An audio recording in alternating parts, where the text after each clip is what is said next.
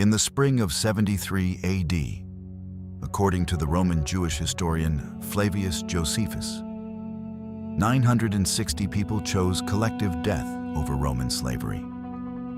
8,000 professional Roman soldiers arrived at dawn, expecting a final battle. Instead, they found silence, smoke, and corpses arranged with systematic precision. This wasn't defeat, it was defiance immortalized. Consider the mathematics of this siege. Contemporary sources document that Rome deployed an entire legion, the legendary 10th Fretensis, plus thousands of auxiliaries and Jewish prisoner laborers. Their target, fewer than 300 fighting men defending families on an isolated desert plateau. The casualty ratio should have favored Rome catastrophically. Instead, archaeology reveals a siege that cost Rome months of labor, massive resources, and created a martyrdom narrative that echoes 2,000 years later. By the end of this video, you'll understand how the most perfectly preserved Roman siege works in existence, tell a story of engineering triumph that somehow became strategic failure, and why the dead won the propaganda war. I'm about to reveal 3 historically verified facts that reframe this entire siege. First, the economic reality documented in a papyrus pay record found at Masada itself, showing Roman soldiers worked for essentially pennies after deductions, fighting in 40-degree desert heat for an empire that paid them subsistence wages. Second, the wooden wall innovation that appears in no Roman military manual, a desperate improvisation by defenders that forced Rome's engineers to abandon their battering ram and resort to fire. Third, the archaeological evidence that complicates Josephus's famous suicide narrative. Raising questions historians still debate about whether we've been telling this story correctly for 2 millennia. The physical remains don't quite match the literary account, and scholars remain divided on what actually happened that night. But here's what makes this siege historically fascinating beyond the dramatic ending. How did Herod the Great engineer a fortress with 11 million gallons of water storage in one of Earth's most arid environments? And why did this construction feat enable resistance 7 decades later? Why did Flavius Silva, Rome's provincial governor, commit a full legion to capturing a fortress with negligible strategic value, spending months building the ancient equivalent of a highway to nowhere? What tactical calculation made Roman commanders willing to use Jewish prisoners as human shields during construction? And how did this psychological warfare backfire? Why do the physical remains at Masada, the camps, the ramp, the circumvallation wall, survive almost intact when most ancient battlefields have vanished entirely? And perhaps most importantly, did the mass suicide actually happen? Or has archaeology revealed a more complex and troubling ending? To understand how 960 people on a desert plateau forced Rome to demonstrate its engineering genius and ideological inflexibility, we need to begin 7 years earlier, when Jewish zealots made the mistake of believing they could outlast an empire. The year 66 AD saw what Roman commanders called a provincial disturbance. By 70 AD, contemporary sources document a genocide. Jerusalem, the holy city that had stood for a millennium, burned for weeks. The Second Temple, the center of Jewish religious life, was reduced to rubble. According to Josephus, who witnessed the destruction as a captured Jewish general turned Roman chronicler, the death toll exceeded 1 million Jews.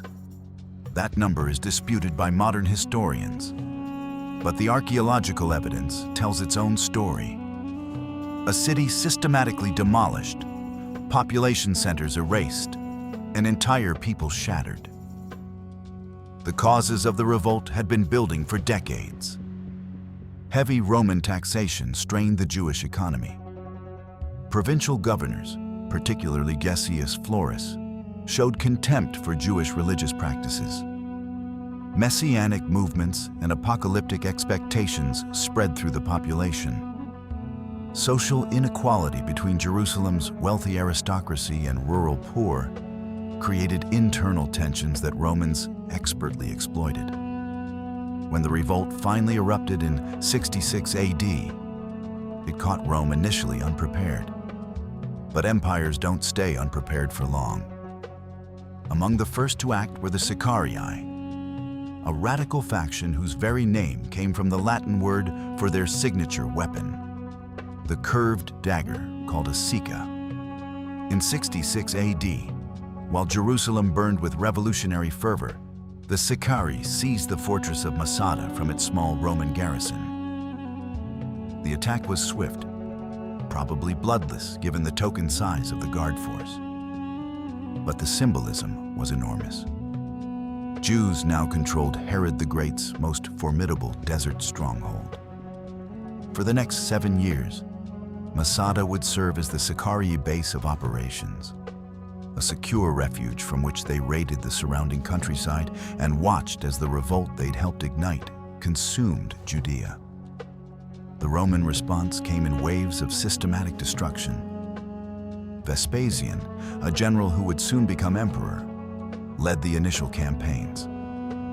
His son Titus commanded 4 legions in the siege of Jerusalem itself. In August of 70 AD, during the Jewish holy day of Tisha B'Av, Roman soldiers breached Jerusalem's inner defenses. What followed was slaughter on a scale that shocked even hardened military chroniclers. The temple complex, Herod's architectural masterpiece, covered in gold, visible for miles, was set ablaze. Josephus claims that Titus tried to prevent the fire, wanting to preserve the structure. Whether true or Roman propaganda, the result was the same. The holiest site in Judaism reduced to smoking ruins. The 10th Legion, Legio X Fretensis, remained in Jerusalem as permanent occupation force. Their camps built directly on the ashes of Jewish resistance. But 3 fortresses remained defiant. Herodium, Machaerus, and Masada still flew banners of resistance. The new provincial governor, Sextus Lucilius Bassus, systematically eliminated the first 2 between 71 and 72 AD. Then Bassus died in office, and Rome appointed his successor, Lucius Flavius Silva. Silva inherited one final mission: capture Masada and eliminate the last armed Jewish resistance in Judea. By autumn of 72 AD, only 1 fortress remained. Its defenders knew they were alone. Every other stronghold had fallen. Every other resistance faction had been crushed or scattered.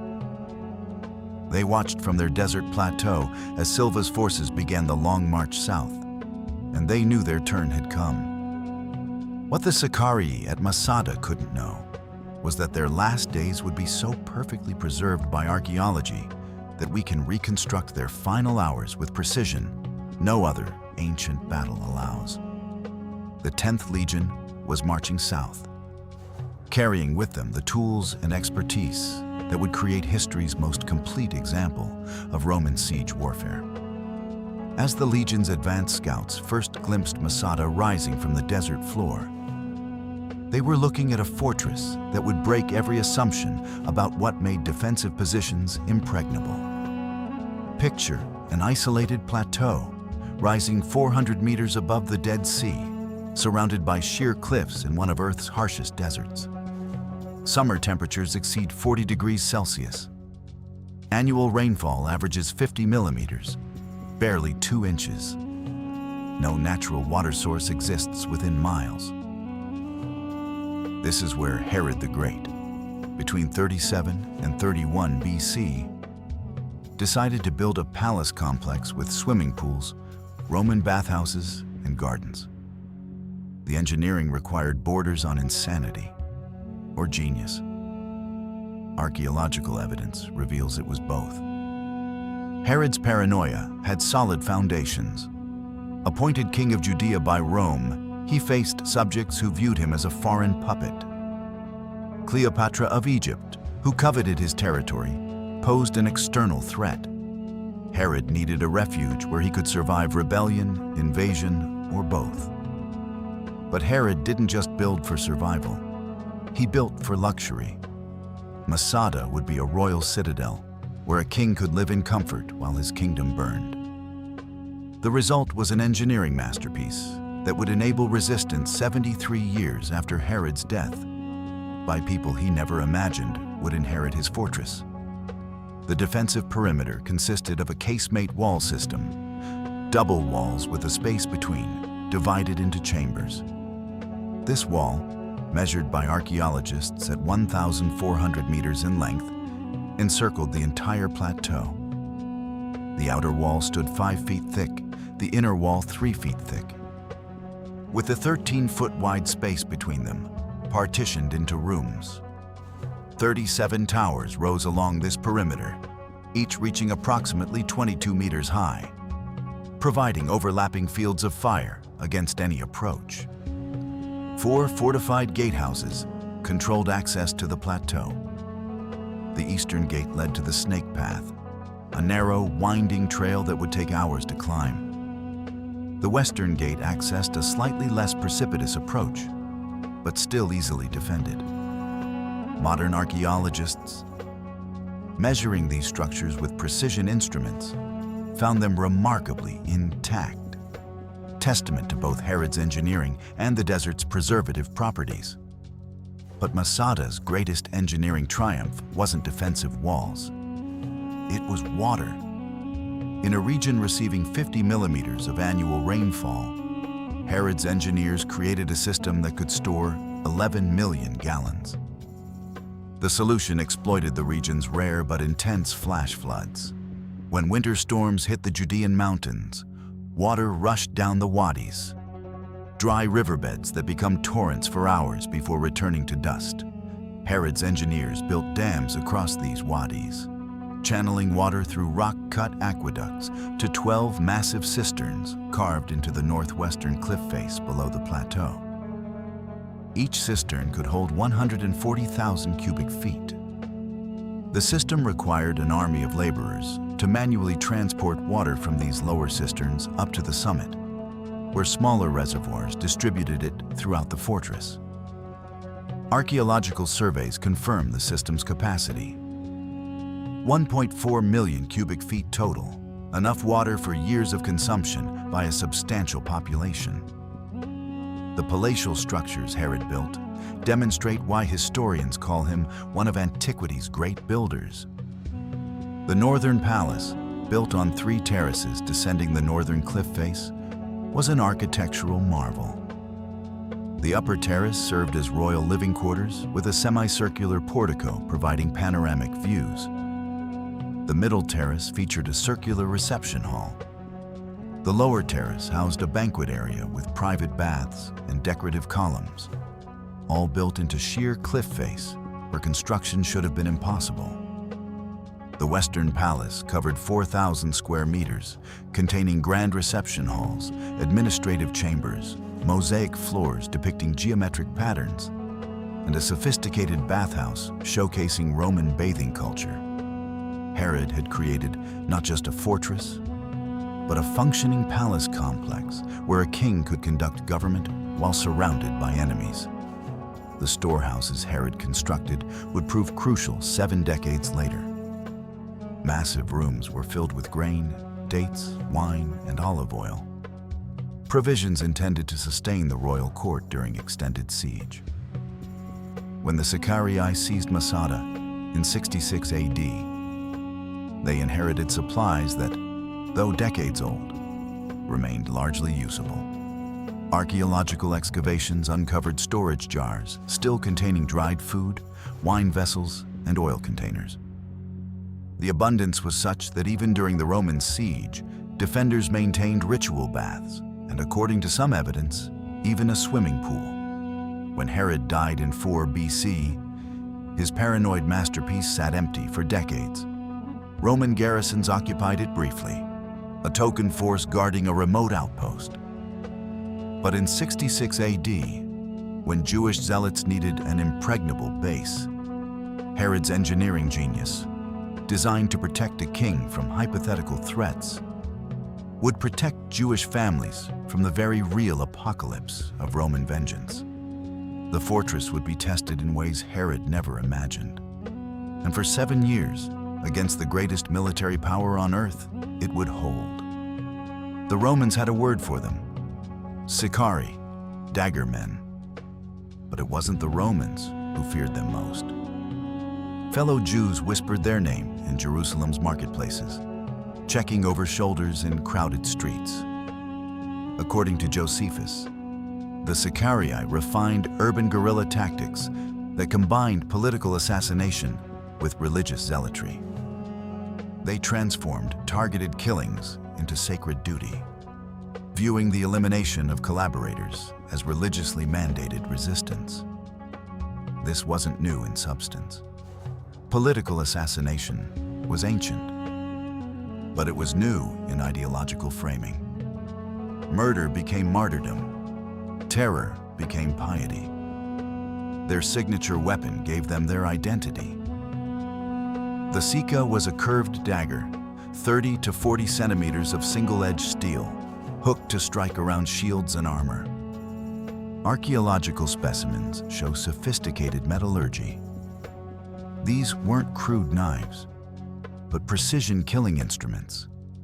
The Sicari would conceal these weapons beneath their cloaks, strike in festival crowds when Jerusalem swelled with pilgrims, then vanish before witnesses understood what had happened.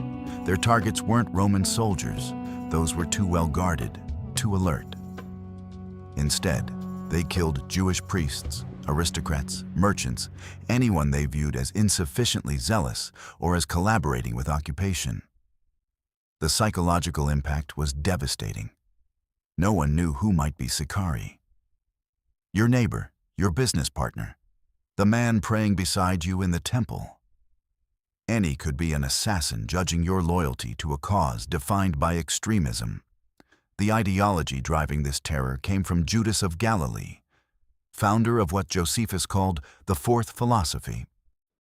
The principle was absolute. Jews should recognize no master but God. To pay Roman taxes was apostasy. To serve in Roman administration was collaboration worthy of death. To counsel accommodation was treason against divine sovereignty. This wasn't mere nationalism. It was theocratic absolutism that viewed all compromise as spiritual corruption.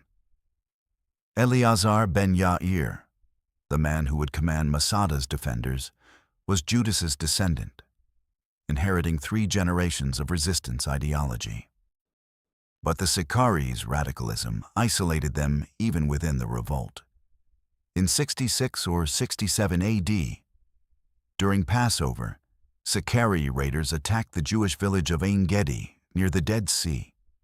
According to Josephus, they killed 700 women and children and plundered supplies for Masada.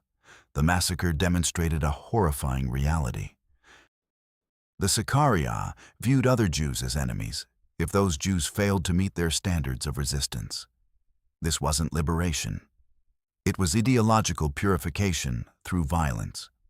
When Jerusalem fell in 70 AD, other Jewish factions viewed the Sicari not as heroes, but as extremists whose fanaticism had brought catastrophe upon the entire people.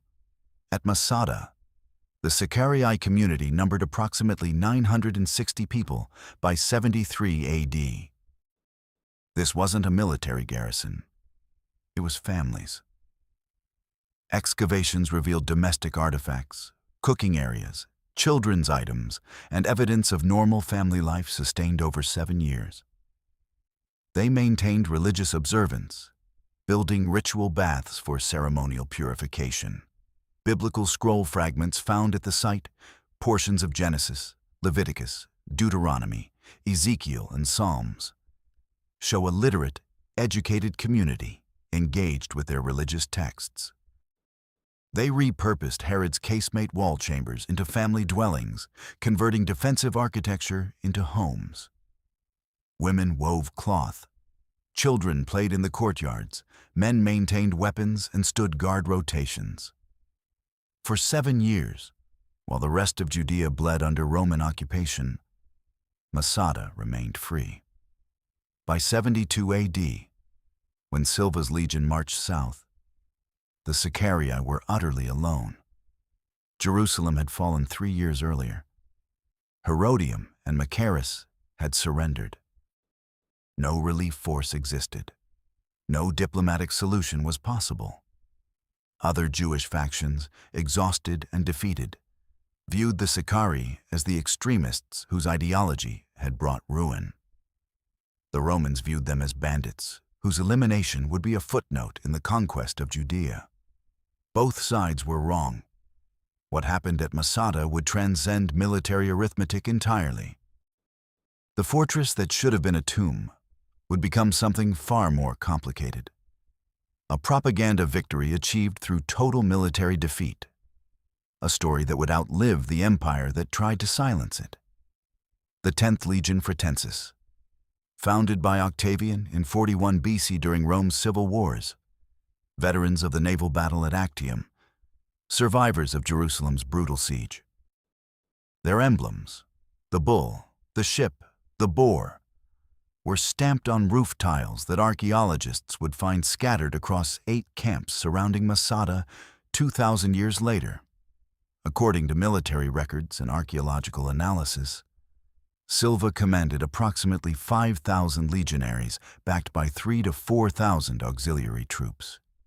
Professional soldiers, the finest infantry force on earth. Here's what those soldiers earned for their service. A papyrus pay record discovered at Masada itself, belonging to an auxiliary named Gaius Messius, reveals the brutal economics of empire. Annual stipend, 50 denarii.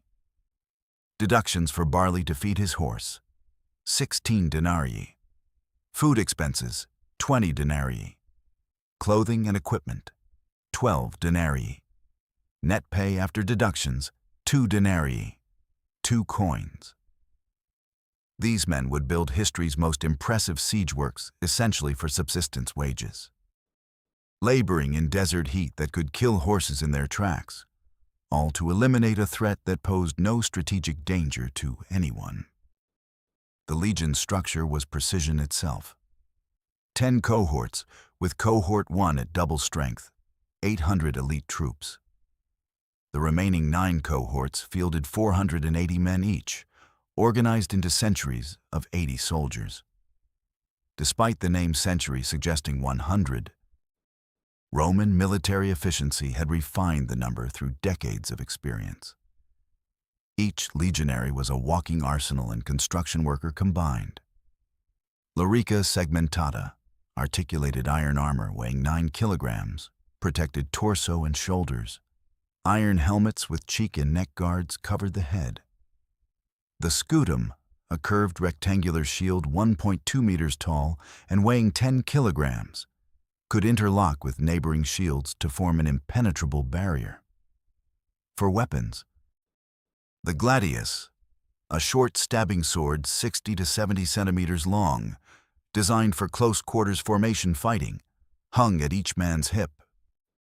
Before engagement, legionaries would hurl their pila, heavy javelins designed to bend on impact so enemies couldn't throw them back. But legionaries were more than soldiers. Every man was trained in engineering, construction, and siege warfare.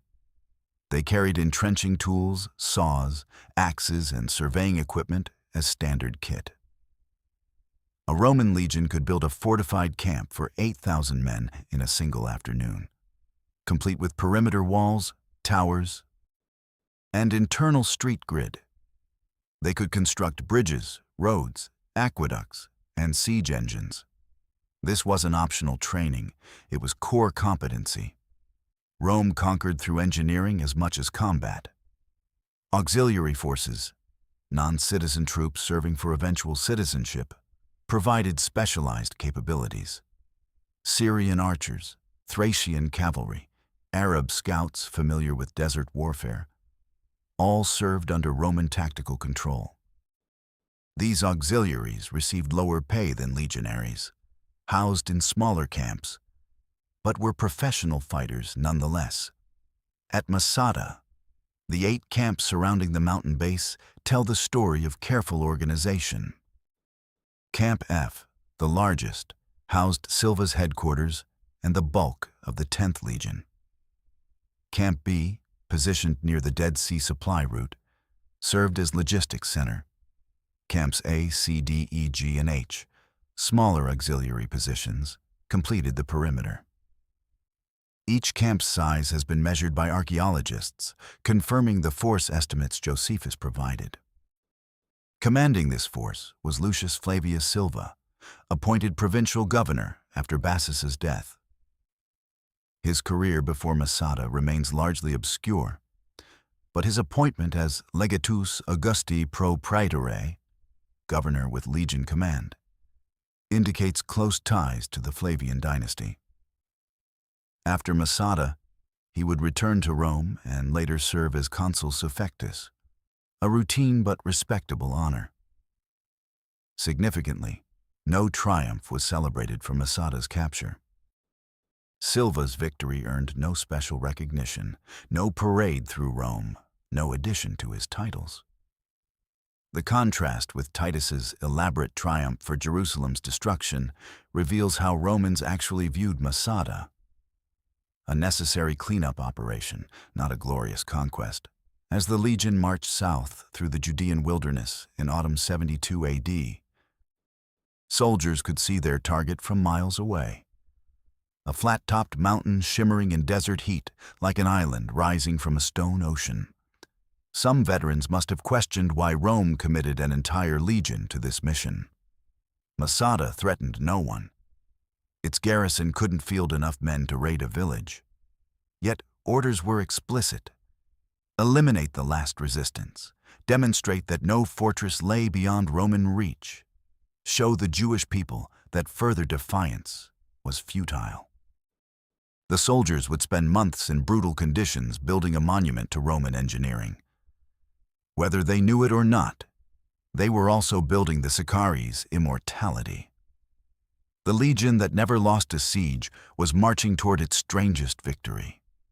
Absolute in military terms, hollow in every other measure that mattered, the circumvallation wall still exists. You can walk sections of it today, tracing an 11-kilometer perimeter around Masada's base. Archaeologists have mapped 8 Roman camps linked by this continuous barrier. Camp A through Camp H, positioned with geometric precision to control every approach to the mountain. The wall stands 1.8 meters high, built from unhewn field stones without mortar, punctuated by towers every 100 meters. Recent computational modeling by archaeologists reveals something startling.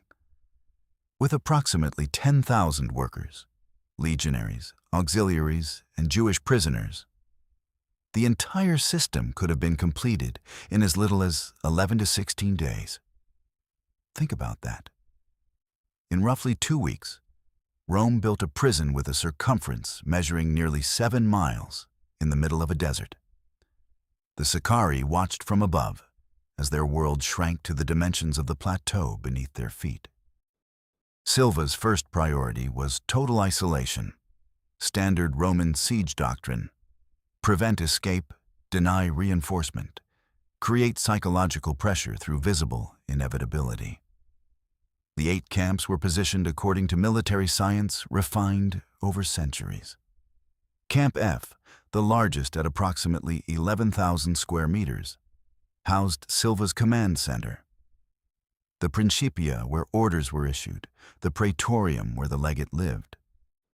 Latin inscriptions found during excavations confirm Silva's presence. Camp B, positioned near the presumed supply route from the Dead Sea, functioned as logistics hub.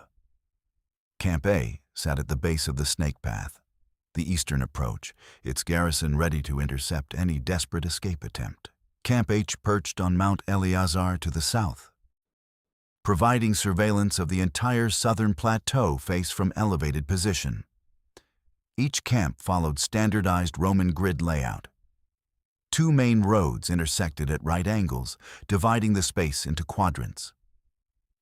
Leather tents for 8-man contubernia, the basic unit of Roman military organization, were pitched on stone foundations that archaeologists can still trace.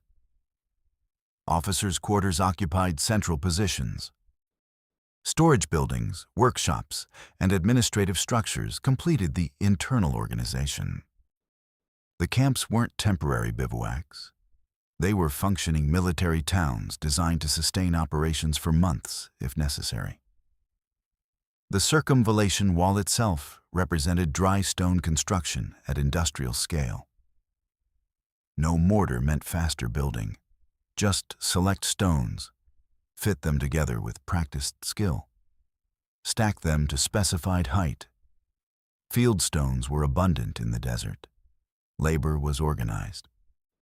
Roman engineering expertise was absolute.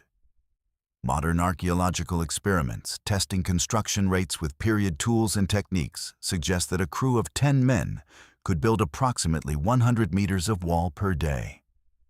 With thousands of workers operating simultaneously along the entire perimeter, the 11-kilometer circuit becomes achievable in the time-frame computational models propose. But the most controversial element of the construction was the workforce composition. Josephus explicitly states that Jewish prisoners were told off for this duty.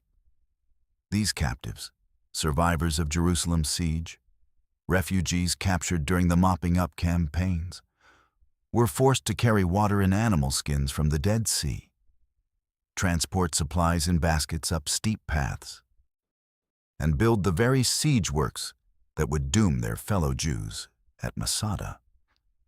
The Roman strategy was calculatingly cruel.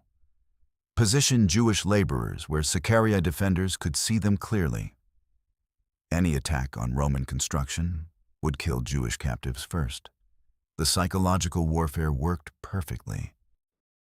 There's no evidence of significant harassment of the builders.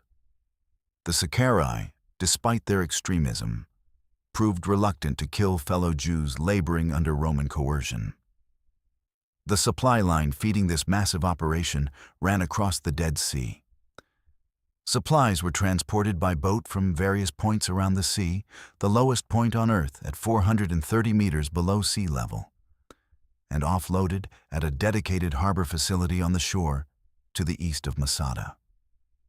From there, everything moved manually. Water, the most critical resource, was carried in animal skins by laborers who made the 2.5-kilometer journey repeatedly. Food, weapons, tools, timber, all moved by human and animal power from shore to camps. Camp B's position near this supply route made logistical sense. Distribute materials from central point to other camps around the perimeter. Within approximately 2 months of Silva's arrival, estimates vary from late autumn 72 AD through early winter, the circumvallation was complete. Masada sat inside a stone noose. No escape was possible. No relief force could penetrate. The Sicari's choices had narrowed to surrender, starvation, or battle. But Silva wasn't planning to wait for starvation. Herod's supplies could last years, as evidenced by food stores still present decades after being laid down. And Silva wasn't planning suicidal assaults up the snake path, where defenders held overwhelming tactical advantage. Rome had a third option, one that would demonstrate why engineering genius made the legions unstoppable even when cavalry couldn't charge and archers couldn't maneuver. The assault ramp was about to begin. A structure so massive, so audacious, that it would still stand 2,000 years later as testament to what imperial resources and engineering expertise could achieve, when combined with absolute determination and ruthless disregard for cost. The ramp still stands. Nearly 2,000 years later, you can climb the western approach to Masada on the same incline Roman engineers built in the winter of 72 to 73 AD. It rises roughly 100 meters from the natural bedrock spur called the Luke, the White Promontory, to the casemate wall. Modern engineering analysis estimates the ramp required thousands of tons of earth, stone, and timber. According to Josephus, Silva's engineers designed it to support a massive siege tower 60 cubits high, approximately 27 meters, covered in iron plates and housing a battering ram. But here's what makes this feat almost incomprehensible. They built it while defenders rained stones, arrows, and fire from directly above. Every basket of earth carried up that slope was delivered under attack. Every timber beam positioned was exposed to Sicari projectiles. The ramp wasn't just engineering. It was engineering under combat conditions. The Luke provided crucial natural advantage. This white rock spur rose from the western base of Masada, creating a natural elevation of approximately 114 meters. Without the Luke, Romans would have needed to build from the valley floor 400 meters below, a project that might have taken years and exhausted even Rome's resources. With the Luke, the ramp needed to span only the final 90 to 100 meters. Geological surveys confirmed the Luke's composition: stable bedrock capable of supporting the massive weight Romans would pile upon it. The construction specifications, preserved in Josephus's account and verified by archaeological measurement, are staggering. The ramp's foundation utilized timber cribbing, a framework of wooden beams laid horizontally and vertically to create structural support. Excavations at the ramp's base have uncovered preserved timber remains, confirming this technique. Upon this foundation, earth and stone were piled in layers, compacted, and shaped to create a gradual incline. The top of the ramp featured a platform measuring 50 cubits square, approximately 23 meters on each side, built from solid masonry to support the siege tower's weight. Every element was calculated: slope angle to allow the tower to roll upward, width to accommodate the massive structure, surface strength to prevent collapse under tons of weight. Duration estimates vary among modern engineers analyzing the project. Some calculate as little as 7 weeks with maximum workforce deployment. Others suggest several months, accounting for combat disruptions, weather delays, and logistical challenges. Josephus doesn't specify the timeline, merely describing the work as proceeding steadily despite Sicari attempts at interference. What's undisputed is the scale. Thousands of workers laboring daily, moving cubic meters of material, under conditions that made every hour dangerous. The Sicari were not passive observers. From the casemate wall directly above the growing ramp, defenders dropped stones, shot arrows, and attempted to set fire to timber supports. Roman countermeasures were systematic. Legionaries with shields formed protective barriers for working crews. Artillery positions on surrounding high ground, ballistae and catapults, kept defenders' heads down, suppressing their ability to target workers accurately. Casualties were inevitable, but apparently manageable. The construction continued day after day, the ramp creeping higher, Roman determination inexorable. Then came the siege tower itself, 60 cubits high, approximately 27 meters, taller than an 8-story building. The framework was timber, massive beams joined with iron fittings. The exterior was covered with iron plates to protect against fire arrows and burning projectiles. Upper levels housed artillery platforms where catapults and ballistae could fire down into the fortress at point-blank range. The ground level, enclosed and protected, held the battering ram suspended from heavy chains, a massive timber beam with iron head, designed to pound stone walls into rubble through repeated impacts. The tower was built in sections, assembled, then rolled up the completed ramp on wooden rollers lubricated with animal fat. The engineering was Roman military science at its apex: systematic, calculated, unstoppable. By early spring 73 AD, The ramp was complete and the siege tower positioned at the top, its base adjacent to the casemate wall. Silva's engineers must have felt vindication. The impossible assault had been transformed into systematic breaching operation. Roman military doctrine had proven itself again. Then, the ram struck the casemate wall. Stone crumbled as predicted, creating a breach wide enough for assault troops to pour through. But behind the shattered stone stood something no Roman tactical manual had prepared them for. A wall made of timber and earth that absorbed impacts like a living thing. The Sicari had bought themselves hours, perhaps days. The engineering duel had one more round to play, and this improvisation by desperate defenders would force Rome's engineers to abandon their most powerful weapon and resort to the oldest military tactic of all, fire. When the battering ram failed, Silva ordered fire. If structure won't break, burn it.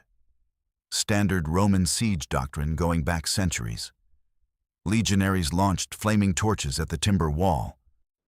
The seasoned wood, decades old from Herod's era, caught immediately. Flames roared through the tightly packed beams, fed by the compacted earth behind acting as thermal mass, holding and intensifying heat. Then, meteorology entered military history. According to Josephus, an initial northern wind blew the flames back toward the Roman siege tower, threatening to destroy the very machinery that had taken months to build. The threat to Roman equipment was immediate. If the siege tower burned, months of engineering work would be lost, and the assault approach would need fundamental recalculation. Fire licked at the iron plates covering the tower's exterior, heating the metal, threatening to ignite the timber framework beneath. Then, suddenly, the wind shifted south. The flames reversed direction and plunged into the heart of the wooden wall, consuming it through its entire thickness. Josephus, writing within a theological worldview where divine will shaped human events, interpreted this as God choosing Rome. Modern meteorology offers a complementary explanation. Desert thermal currents naturally shift as surface temperatures change throughout the day. The Dead Sea region is notorious for variable winds driven by the extreme elevation differences. The sea itself sits 430 meters below sea level, creating unique atmospheric dynamics. Both interpretations acknowledge the same physical event. The wind reversed at a critical moment, while understanding it through different frameworks of meaning. Whether viewed as divine intervention or atmospheric physics, the tactical impact was identical. The wooden wall burned.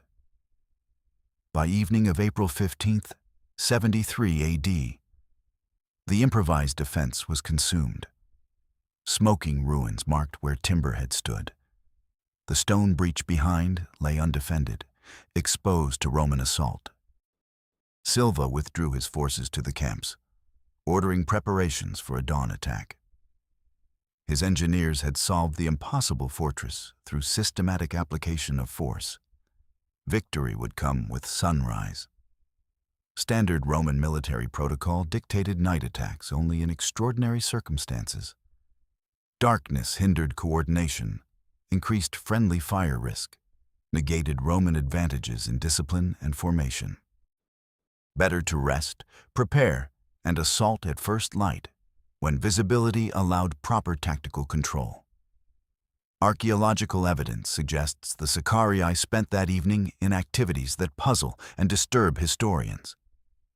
Burn layers throughout the fortress show multiple fires set deliberately. Not the single conflagration Josephus describes, but numerous separate blazes in different buildings and areas. Property appears to have been gathered and burned. Yet some food stores survived, partially contradicting Josephus's claim that defenders intentionally preserved all provisions to prove they hadn't died of starvation. The physical evidence shows a more chaotic reality than literary accounts suggest. Fires set in haste or panic, Some items destroyed, others overlooked or deliberately spared. Something profound occurred during those hours of darkness. But archaeology can only provide fragmentary clues to what 960 people did as they faced their final night of freedom. As flames consumed the last barrier between Roman steel and Sicari families, Silva settled into his quarters in Camp F, probably reviewing assault plans with his senior officers. Dawn would bring the final attack. The fortress would fall. The last Jewish resistance would be eliminated. The Jewish War, begun in 66 AD, would officially end. Everything proceeded according to military logic and historical inevitability. What Silva couldn't anticipate was that military logic was about to become irrelevant. The battle he was preparing to fight had already been lost. Not through Roman failure, but through an act of collective will that would transform total defeat into the most enduring propaganda victory of the ancient world. As darkness fell on April 15, 73 AD, Eleazar ben Yair gathered the men of Masada. Before presenting what Josephus records, a critical caveat about historical sources is necessary. Ancient historians routinely composed speeches for dramatic effect, placing words in protagonists' mouths the way modern scriptwriters construct dialogue. We have no audio recording, no stenographer's transcript from that night. What follows is Josephus's literary creation. Shaped by Stoic philosophy and Roman literary conventions he absorbed during years in Flavian imperial court. The words are almost certainly invented, but they reveal something real. The ideological framework that could make mass death seem preferable to slavery. According to Josephus, who claims to have learned the content from survivors, Eleazar delivered 2 speeches to persuade his followers toward collective death. The first speech presented stark alternatives: die as free people or live as Roman slaves. The argument was visceral and immediate. Roman victory meant women raped, children enslaved, men executed or worked to death in mines and quarries. Contemporary accounts from other sieges confirmed these weren't hypothetical fears. They were standard Roman practice with defeated rebels. Eleazar, per Josephus, emphasized that the defenders still held their swords. They remained masters of their own fate. Death with dignity, protecting families from violation, was preferable to degradation under Roman power. The speech included theological justification. God had clearly condemned the entire Jewish nation. Evidence was overwhelming. Jerusalem destroyed. The temple burned. Hundreds of thousands dead. If God favored the Jews, why this catastrophe? The question haunted survivors throughout the empire. Eleazar's answer, as Josephus presents it, accepted divine judgment, but asserted human agency in responding. They couldn't prevent defeat, but they could choose how defeat found them. Die free or live enslaved.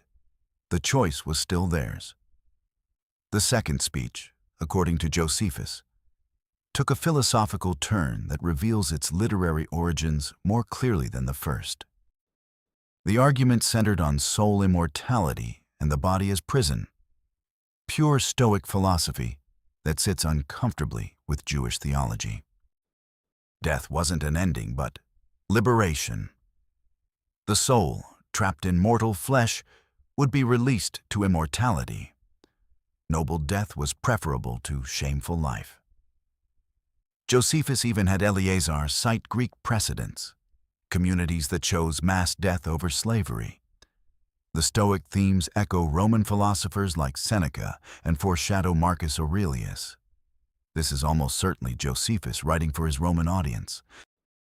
Clothing Jewish desperation in philosophical garments they would recognize and respect. The narrative describes initial resistance among the men. Horror and reluctance dominated first reactions, understandable given what they were being asked to do. kill their own wives and children, then submit to execution themselves.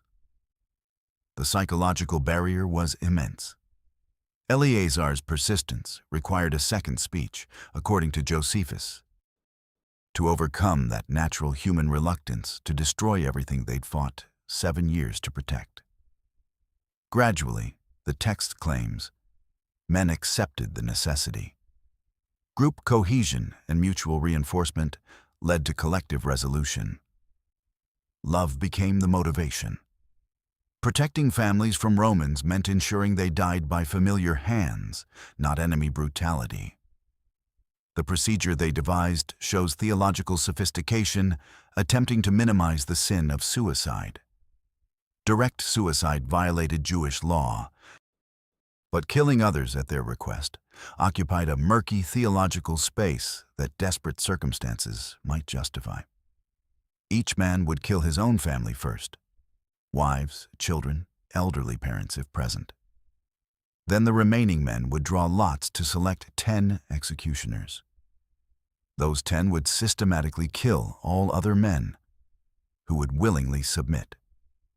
The 10 would draw lots again, selecting one final executioner who would kill the other 9, confirm everyone was dead, set fires throughout the fortress, and finally take his own life. The procedure minimized direct suicide. Only one man would kill himself, while achieving the collective death the group had chosen. Whether these speeches happened as Josephus describes, we'll never know with certainty. Modern scholars note that Josephus wasn't present, that survivors hiding in cisterns couldn't have heard men-only councils, that the Stoic philosophy seems imported from Roman intellectual culture rather than organic to Jewish zealot ideology. But the procedure itself, designed to minimize individual suicide through systematic mutual killing, suggests someone thought carefully about theological implications. And the basic decision, die rather than submit, fits everything we know about Sicari ideology developed over 3 generations. The words are probably Josephus's invention. The choice those words represent was likely real. As the men resolved to act, they faced the practical horror of the decision. Husbands would kill wives they loved. Fathers would kill children they'd protected for 7 years in this fortress. Brothers would kill brothers. According to Josephus, they spent hours in farewells, touching faces, saying names, performing the intimate rituals of families facing their end. Whether this happened exactly as Josephus describes, we can't verify. But archaeology would reveal evidence that something profound and terrible occurred that night, and that when Romans broke through at dawn, they found a silence more devastating than any battle cry. According to Josephus, the night unfolded with systematic precision. Each man killed his own wife and children. Swords or daggers thrust quickly, minimizing suffering. They laid the bodies side by side. Then the men drew lots. 10 were chosen to execute the rest. The remaining men lay down beside their families and offered their necks to the blades. The 10 killed methodically, moving through the plateau's buildings until only they remained. They drew lots again. One man was chosen to kill the other 9. He did so. Then, ensuring everyone was dead, the final man set fire to the palace and drove his sword through his own chest. 960 corpses. One survivor by his own hand. But here's where archaeology complicates the story. The physical evidence doesn't quite match Josephus's neat narrative. Josephus emphasized that possessions were gathered and burned, but food stores were intentionally left intact to prove defenders hadn't died of starvation. This distinction was crucial to his narrative. The Sicari chose death, not succumbed to it. Archaeological evidence partially supports this. Burn layers throughout the fortress confirm extensive fires. Some food remains survived in storage areas. But the pattern is messier than Josephus describes. multiple separate fires, not one orchestrated conflagration. Some supplies burned, others spared, suggesting chaos rather than careful planning. The physical reality appears more desperate, more rushed, more confused than literary accounts convey. The most famous archaeological find related to the death narrative was 11 pottery shards, ostraca, discovered near the northern palace. Each was inscribed with a different name. One clearly read Ben Yair, matching Eleazar's patronymic. Yigael Yadin, who excavated Masada in 1963–65, interpreted these as the actual lots used by the final 10 men to select their ultimate executioner. The discovery seemed to validate Josephus's account perfectly, physical proof of the lots procedure. But subsequent archaeological analysis raised problems. 12 ostraca with names were originally found, not 10.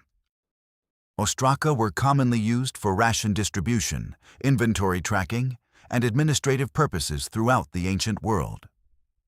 The names could represent food allotments, duty rosters, or supply records rather than death lots. The Ben Yair inscription proves someone named Ben Yair was at Masada, which we already knew from Josephus, but doesn't prove the ostraca's purpose. The interpretation remains disputed among scholars. Then there are the skeletal remains.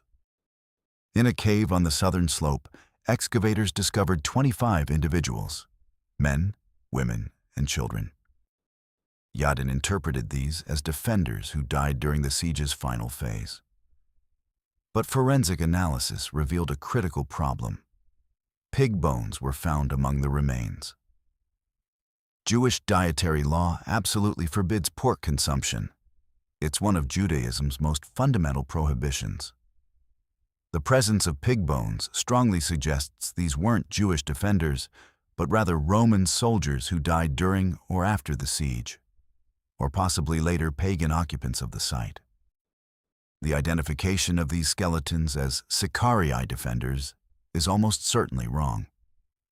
3 additional skeletons found on the lower terrace of the northern palace presented different puzzles.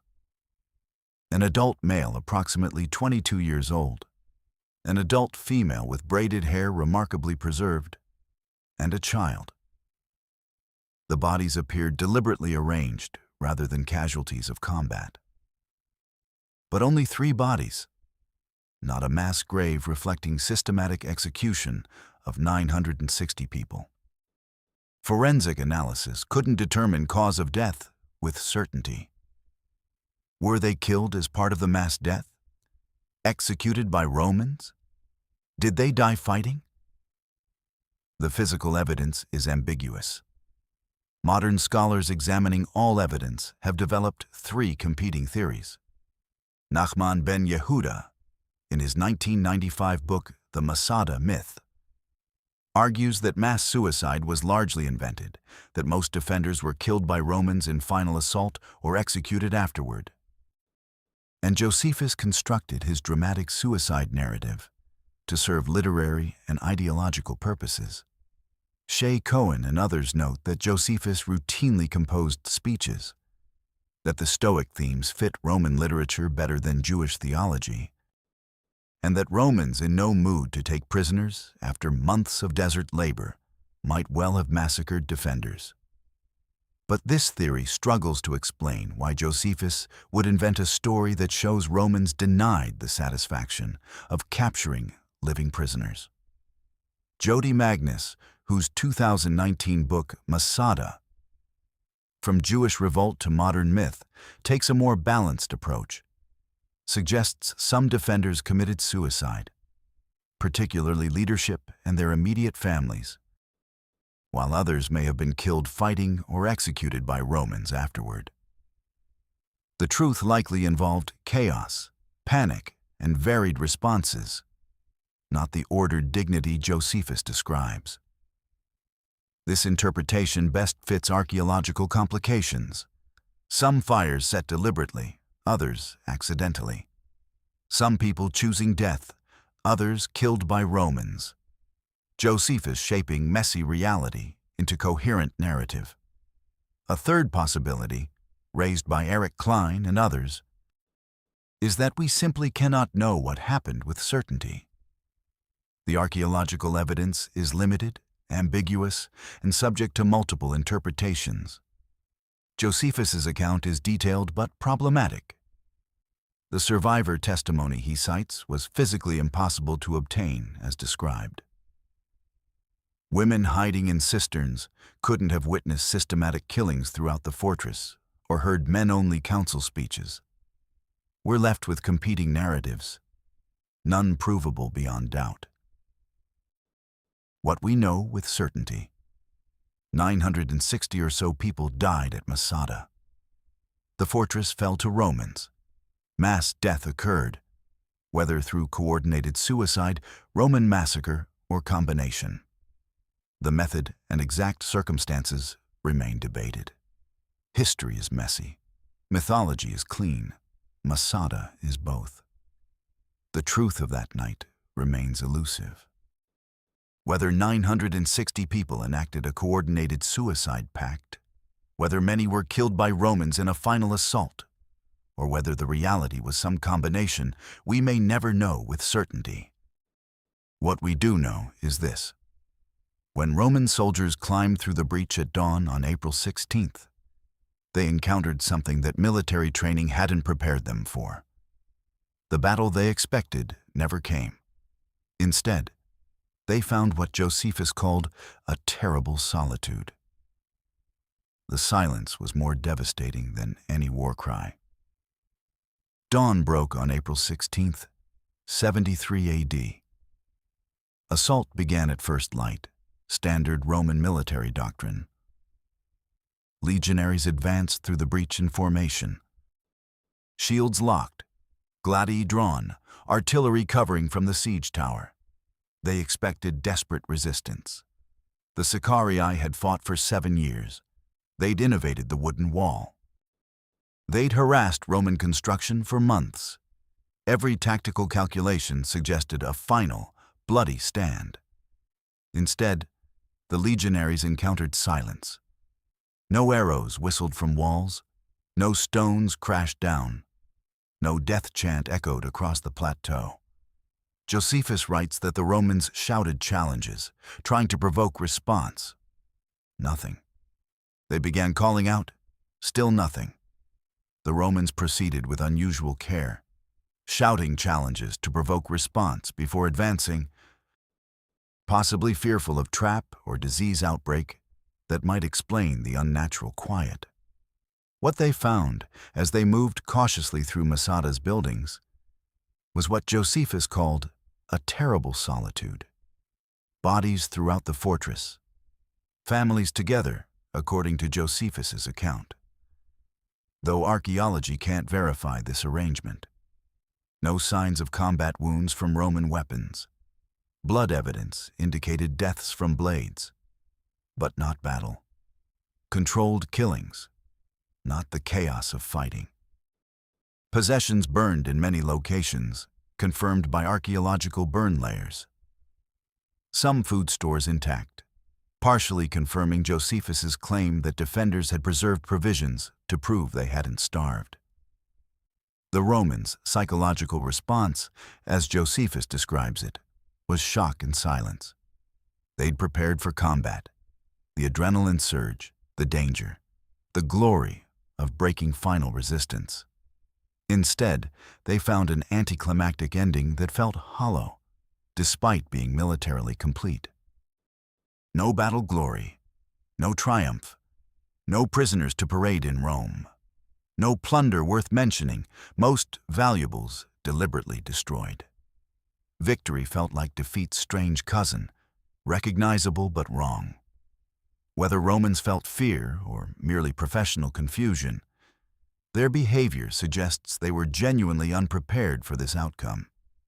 Then survivors emerged. 2 women and 5 children, according to Josephus, had hidden in the underground aqueducts or cisterns during the night's events. One woman was elderly, another identified as relative of Eleazar. The children's ages go unspecified. These 7 survivors provided testimony of what occurred, Josephus claims, becoming his source for the night's events and Eleazar's speeches. But here's the testimony problem that modern scholars immediately recognize. People hiding during events can't witness them. Women wouldn't have attended men-only councils. They couldn't have seen systematic killings throughout the fortress.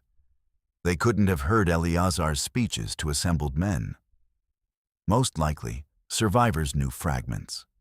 Sounds heard, limited observations, rumors shared among defenders before the decision.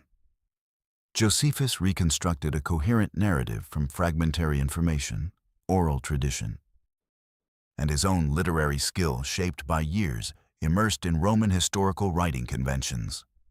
The propaganda dimension of this outcome must have registered immediately with Silva and his officers. Rome's objective wasn't merely fortress capture, it was deterrence. Demonstrate that rebellion leads to total destruction. Make future resistance unthinkable through overwhelming displays of Roman power. But the Sicari had denied Romans that satisfaction. They'd transformed military defeat into something else. Moral defiance, ideological victory, martyrdom narrative. Exactly what Romans wanted to prevent by capturing fighters alive, parading them, executing them publicly. The dead won the narrative battle by denying Romans the symbols of conquest. Roman soldiers spent the day counting bodies. 960 corpses, according to Josephus. A number that seems suspiciously round, yet specific enough to suggest some actual count occurred. They searched for valuables and found ashes. They looked for prisoners and found children who'd hidden in darkness. They'd won the siege. They'd proven Roman engineering could conquer any fortress. But as they stood on that silent plateau, surrounded by the dead, something fundamental had shifted. The Sicari had found a way to transform military defeat into moral victory. Rome had captured an empty fortress and created a martyrdom story that would outlive the empire itself. Silva's engineers had solved every tactical problem, answered every challenge, built structures that would stand for 2,000 years. Yet victory tasted of nothing. No glory, no triumph, just administrative completion of an assignment that had consumed months and yielded only corpses and silence. The battle for Masada was won. But the war for meaning, the contest of narratives, the struggle to control how this siege would be remembered, that battle was only beginning, and Rome had already lost it. After the discovery, the Romans faced practical questions that military manuals don't typically address. What do you do with 960 bodies in a desert climate where decomposition accelerates? How do you process a victory that feels like defeat? Where does an entire legion go after spending months building monuments to engineering in the middle of nowhere? The archaeological record provides partial answers. Inscriptions found in camps document routine administrative actions. Supply inventories, pay records like Gaius Messias's papyrus, unit rosters that tracked personnel across the 8 camps. The Romans treated Masada's capture as bureaucratic completion, not glorious conquest. No triumph was celebrated in Rome, where Titus's conquest of Jerusalem had warranted elaborate parade with captives displayed, plunder exhibited, victory commemorated in stone and coin. Silva received no special honors. He later became consul suffectus, a routine advancement, not reward for exceptional service. The contrast reveals how Romans actually viewed Masada. Necessary cleanup, not achievement worth commemorating. Body disposal likely followed standard military hygiene practice. Mass burial or cremation to prevent disease in concentrated camps. But no mass grave has been found by archaeologists despite extensive surveys around Masada's perimeter. Either burial sites remain undiscovered, or bodies were cremated and remained scattered. Jewish religious law mandates burial within 24 hours, but Romans probably didn't observe these customs for enemies they'd spent months in desert heat to eliminate. The camps were systematically abandoned. Legion ordered to Jerusalem for permanent garrison duty. Tents packed, equipment moved, supplies transported back along the Dead Sea route. Some items were left behind: broken pottery, unusable roof tiles, damaged equipment not worth carrying. These discarded materials, plus the structures themselves, would provide archaeologists 2,000 years later with exceptional records of Roman military life. But the abandonment was methodical, organized, professional. No panic, no haste, just legion moving to next assignment after mission completion. Here's what the Romans didn't do. And this decision preserved history's most complete siege complex. They didn't destroy the siege works. Standard practice after capturing fortresses was to demolish siege infrastructure to prevent enemies from reusing it. But at Masada, Romans left camp standing, circumvallation wall intact, ramp solid. Several theories explain this exception. The remote location posed no threat of enemy reuse. Jewish resistance was crushed empire-wide. The effort required to demolish 11 kilometers of wall and massive ramp in desert heat might have seemed pointless. Some suggest the Romans left structures as monument to their engineering prowess, warning to future rebels. Or simply indifference. Job finished, legion reassigned. No compelling reason to spend more days destroying what desert isolation would preserve harmlessly. Whatever the reason, this preservation decision created an archaeological treasure. When Yigael Yadin arrived in 1963, he found the most complete Roman siege archaeology in existence. Every element that military historians wished they could study from other ancient sieges, camp layouts, circumvallation systems, assault ramps, both attacker and defender positions, all present. Measurable, analyzable. Rome's hollow victory became history's fullest record. A small Roman garrison probably remained at Masada after the main legion departed, though evidence is limited. Later occupation layers show Byzantine Christian monks built a small church on the plateau in the 4th through 6th centuries, repurposing Herodian stones and using casemate chambers. But no Jewish reoccupation occurred for centuries. The site was avoided, associated with trauma, too remote for practical settlement. The fortress that had sheltered families for 7 years returned to the silence that would last nearly 2 millennia. The 10th Legion Fretensis settled into permanent garrison duty in Jerusalem, building legionary fortress on the city's ruins. Archaeological evidence throughout Jerusalem shows legion tiles stamped with their insignia, inscriptions documenting their presence, military structures that would house them for decades into the 2nd century. Their mission: prevent Jewish revolt resurgence, maintain imperial control, remind the pacified population that Rome's reach was absolute and permanent. The legion that captured Masada became occupation force, trading desert heat for urban garrison duty, siege warfare for police actions. Within months, Masada returned to silence. The siege works stood empty, monuments to engineering triumph and propaganda failure. The fortress itself sat abandoned, too remote to be useful, too associated with tragedy to attract Jewish settlers. Centuries would pass before Christian monks briefly occupied the plateau. The siege camps gradually filled with sand. The ramp settled into the Luke bedrock. The aqueducts dried. But the structures endured. When archaeologists arrived in the 1960s, they found a siege frozen in time. The only Roman military operation where you can walk through both attacker and defender positions and see exactly how ancient warfare unfolded. Rome's hollow victory became history's fullest record. The fall of Masada didn't just end a siege.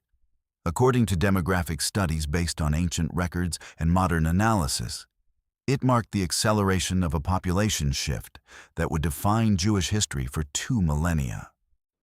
Before 66 AD, Judea held perhaps 2.5 million Jews, the demographic heartland. By 135 AD, after the Bar Kokhba revolt crushed final resistance, estimates suggest fewer than 750,000 remained in Palestine. Where did they go? Alexandria, Rome, Babylon, Asia Minor. Anywhere but the land Rome had devastated. But the demographic shift was merely physical. The theological earthquake was more profound. The temple was gone. The priesthood had no altar. Sacrifice-based worship, central to Judaism for a millennium, was impossible.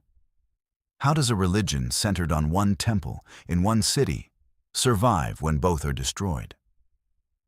Masada's fall forced this question from theoretical to urgent. The answer would transform Judaism entirely. Roman policy shifted after the war's end. Before 66 AD, Jews enjoyed religio licita status, recognized religion, generally tolerated despite occasional tensions. After 73 AD, suspicion and restrictions increased. The Fiscus Judaicus, a special tax on all Jews throughout the empire, replaced the traditional temple tax. The symbolic humiliation was calculated. This tax funded the temple of Jupiter Capitolinus in Rome, forcing Jews to finance pagan worship.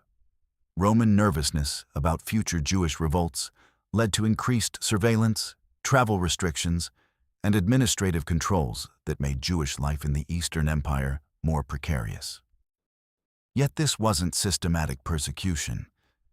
That would come later, under different emperors, driven by different ideologies. The theological crisis facing surviving Jews was existential. Temple worship had structured Jewish religious life since Solomon's era. Priests performed daily sacrifices. Pilgrimage festivals brought Jews from across the world to Jerusalem. The Day of Atonement ritual, requiring the high priest to enter the temple's Holy of Holies, was impossible without the structure. How could Judaism continue when its central institution was destroyed? The Pharisaic movement, which had emphasized Torah study and synagogue worship alongside temple sacrifice, survived the war. The Sadducees, whose power base was temple priesthood, disappeared entirely. Rabbi Yohanan ben Zakkai, according to rabbinic tradition, escaped Jerusalem during the siege and founded an academy at Yavne. There, a new Judaism took shape. Torah study replaced sacrifice as central religious act. Synagogues, previously supplementary to temple worship, became primary religious institutions. Prayer replaced animal offerings. Rabbis, teachers, and interpreters of law replaced priests whose function had been eliminated.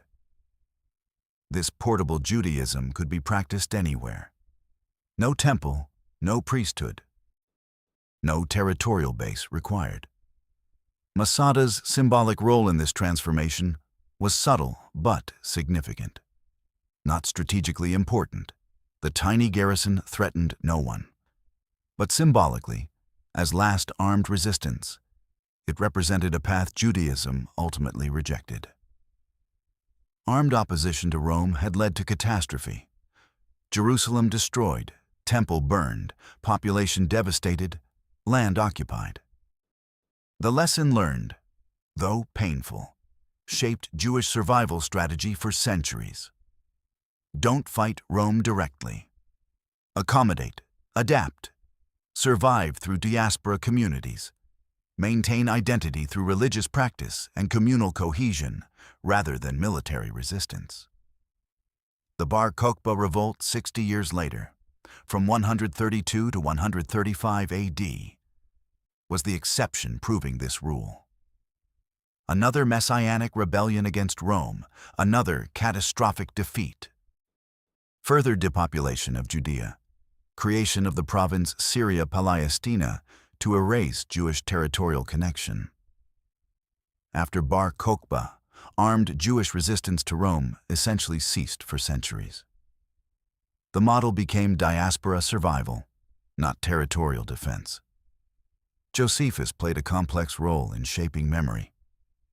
His Jewish War, written between 75 and 79 AD, was primary source for the conflict. His purpose was explicitly dual: explain Jews to Romans, warn Jews against future revolt. His bias was pro-Roman. He'd surrendered to Vespasian, joined the Flavian court, lived comfortably in Rome. But his work preserved details that would otherwise be lost. Without Josephus, we'd know far less about Masada, Jerusalem's siege, the war's progression. His account became canonical history, despite its propagandistic elements and literary embellishments. Diaspora Judaism developed new centers that would define Jewish intellectual life for centuries. Babylon became a major hub, eventually producing the Babylonian Talmud. Alexandria maintained its large, prosperous Jewish community until later persecutions. Rome itself housed Jews despite proximity to imperial power. Asia Minor contained numerous Jewish communities, evidenced by archaeological synagogue remains throughout the region. Judaism transformed from territorial religion tied to one land into diaspora faith that could flourish anywhere Torah could be studied and community maintained. In a perverse way, Rome's total military victory enabled Judaism's survival. By destroying the temple, Rome forced Jewish leaders to imagine a religion that didn't depend on territory, priests, or sacrifices, a portable faith that could survive in any diaspora community. The rabbis who rebuilt Judaism in Babylon and Alexandria never forgot Masada. But they learned from it. They chose a different kind of resistance: cultural survival, intellectual excellence, communal cohesion. Rome's legions could conquer fortresses, but they couldn't conquer an idea that had learned to live without walls. Masada wasn't Rome's largest siege. That distinction belongs to Alesia in 52 BC, where Julius Caesar trapped 80,000 Gauls with double circumvallation lines stretching 21 kilometers. It wasn't Rome's bloodiest. Jerusalem's siege killed hundreds of thousands. It wasn't even strategically necessary. 960 people on a remote plateau threatened no one. But Masada became the most studied Roman siege because of a historical accident. It survived intact. When military historians study ancient siege warfare, they study Masada. Not because it was typical, it wasn't, but because you can measure every wall, walk every camp, climb the assault ramp. The siege works are a frozen textbook, and what they teach is this: Rome valued systematic engineering over human courage, patience over speed, and overwhelming resource commitment over tactical elegance. Compare Masada to Rome's other famous sieges. Alesia involved 80,000 besieged Gauls, 21 kilometers of fortifications, months of duration. Jerusalem engaged multiple legions against a huge urban population, creating massive casualties. Masada besieged fewer than 1,000 people with one legion for 6 to 8 months, comparable duration to much larger operations despite the size difference. The resource commitment was disproportionate to the threat level, revealing Roman priorities. Roman siege doctrine, refined through centuries of experience, followed systematic steps. First, complete isolation through circumvallation. Cut supply lines, prevent escape, deny reinforcement. Second, Deny resources. Wait for starvation or thirst if time permits. Third, engineering solution. Ramps, towers, mines, whatever terrain requires. Fourth, psychological pressure. Demonstrate inevitability. Offer surrender terms. Make resistance seem futile. Fifth, assault only when success is certain. Masada demonstrates textbook execution of each step. Nothing improvised, nothing rushed, everything calculated. The Roman preference for engineering over direct assault served practical purposes. Legionaries were expensive to train, valuable assets representing years of investment. Months of construction work was preferable to days of heavy casualties. At Masada, Roman losses were probably minimal. Exact figures aren't recorded, but the systematic approach suggests few deaths. Contrast this with forces that favored direct assault, often suffering catastrophic casualties trying to take fortified positions by storm. Roman calculation: better to spend time and resources than lives. The legion was empire's most valuable military asset. Preserve it through intelligence, planning, and engineering. Resource commitment at Masada made no strategic sense from cost-benefit perspective. The resources expended, entire legion's wages for months, supplies for 10,000-plus personnel, siege equipment materials, engineering expertise, vastly exceeded any benefit from eliminating 300 fighters in a remote location. The actual motivation was imperial prestige. Rome needed to demonstrate that no resistance, however small, was too insignificant to crush. The message was deterrence. Rebellion leads to total destruction, regardless of cost. The audience was empire-wide, particularly in regions considering resistance. Masada's preservation makes it unique among ancient siege sites. Most have been destroyed, built over, or eroded. Alesia's camps are gone, approximate locations known, but nothing survives above ground. Jerusalem's siege works lie buried under 2 millennia of urban development. Only Masada preserves complete siege system intact. Desert climate, remote location, and Roman decision not to demolish combined to create this preservation. The result: unparalleled teaching tool for understanding ancient warfare logistics, engineering, camp layouts, siege duration requirements, and resource management. Modern observers, reflecting on asymmetric conflicts from Vietnam to Afghanistan, might recognize patterns. Overwhelming conventional force struggling against ideologically motivated resistance, where narrative matters more than territory control. These parallels, while debated among military historians, suggest Masada's tactical lessons extend beyond ancient history. The fundamental challenge remains: how does superior military force achieve strategic victory when the enemy values different outcomes than territorial control?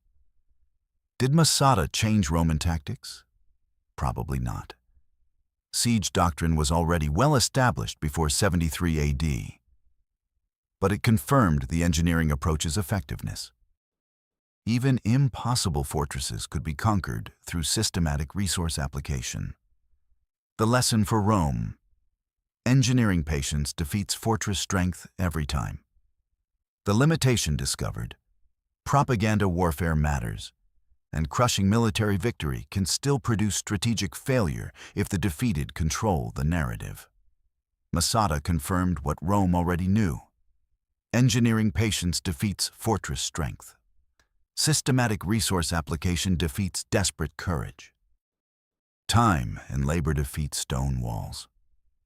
The Roman military machine had proven, once again, that no defensive position was impregnable.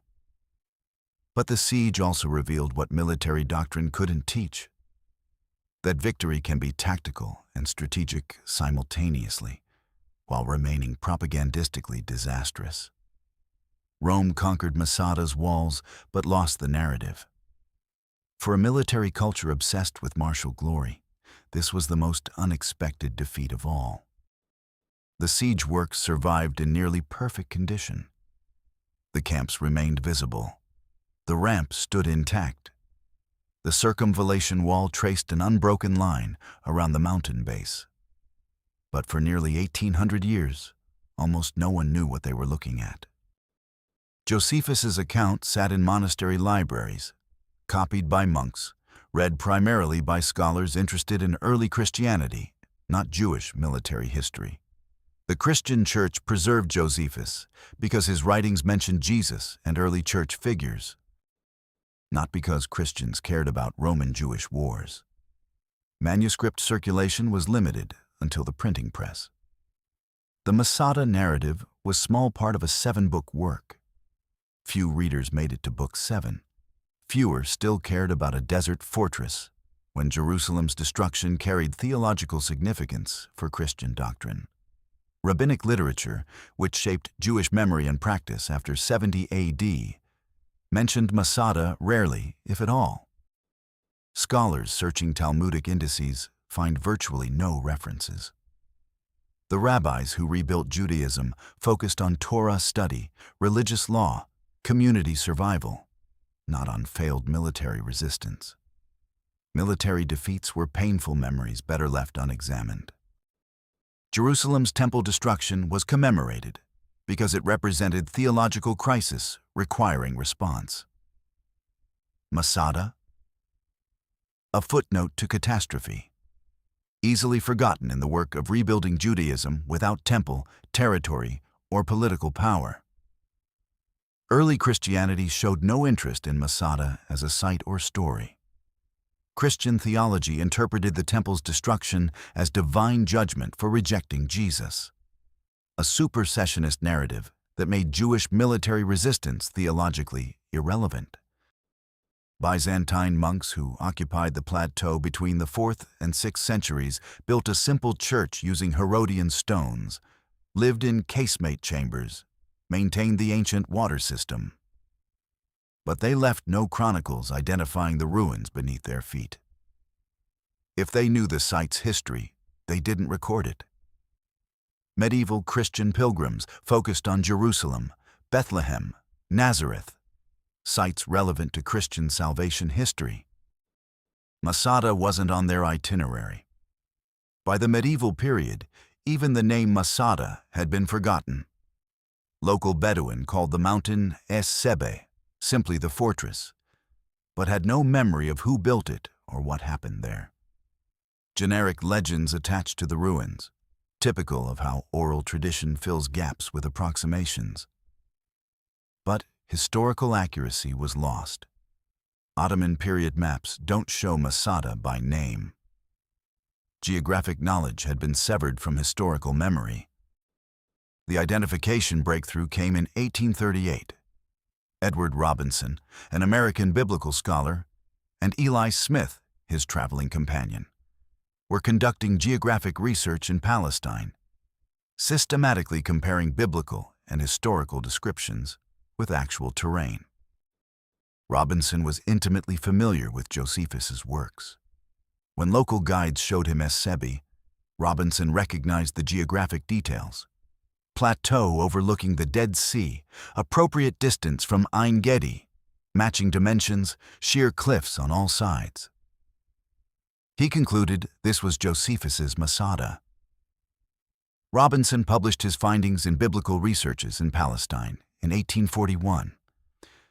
The identification was accepted by scholarly community and remains undisputed. Other explorers followed throughout the 19th century. Tristram and others documented the ruins, noted the remarkable preservation, confirmed Robinson's identification, but these were reconnaissance visits, not excavations. The site remained archaeologically untouched until the 20th century. The transformation from obscure ruin to national symbol began with early Zionist interest in the 1920s and 30s.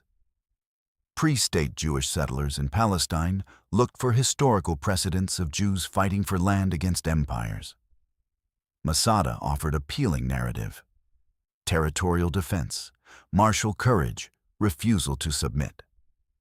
Early Zionist writings romanticized the siege, emphasizing heroic resistance while downplaying the suicide controversy. The contrast with diaspora Judaism, which emphasized Torah study and accommodation, was deliberate. Zionism was constructing a new Jewish identity. Territorial, martial, agriculturally productive, and needed historical models that fit this vision. After Israel's founding in 1948, surrounded by hostile nations, the siege mentality resonated powerfully with Masada's story.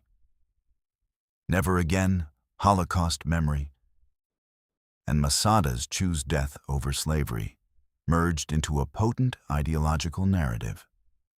The fortress became pilgrimage site for Israelis seeking connection to ancient resistance. Military units held ceremonies there.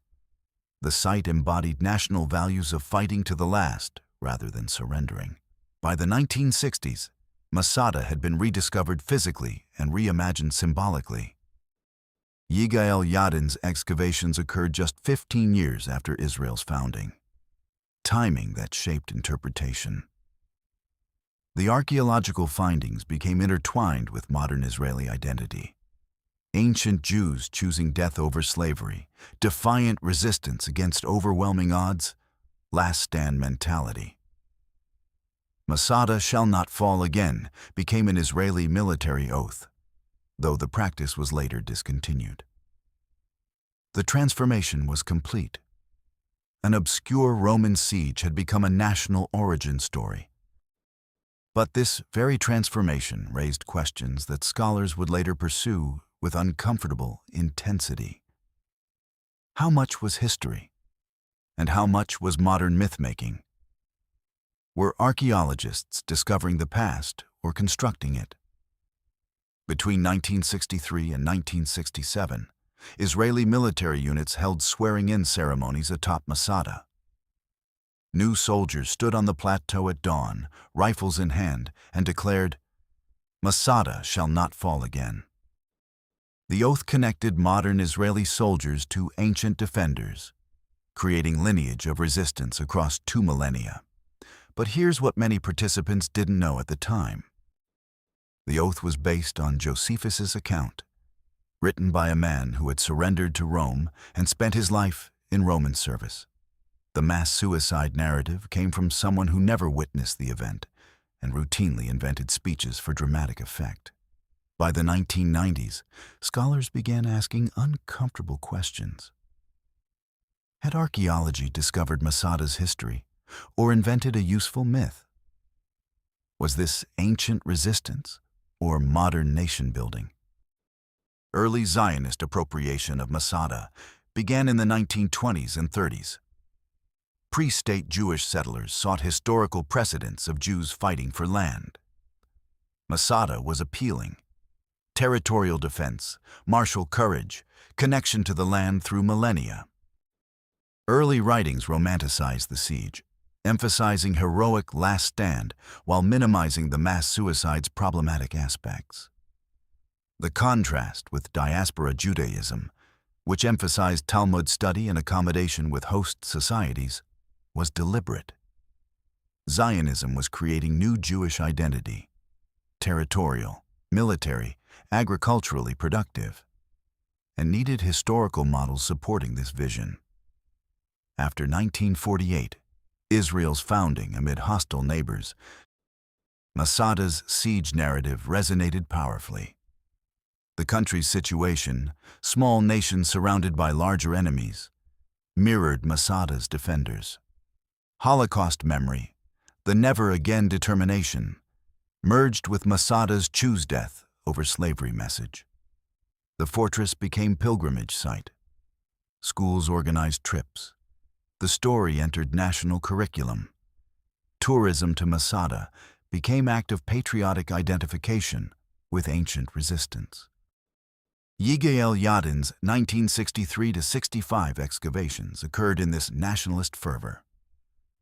Yadin was archaeologist and former Israeli military chief of staff. dual identity that shaped his approach.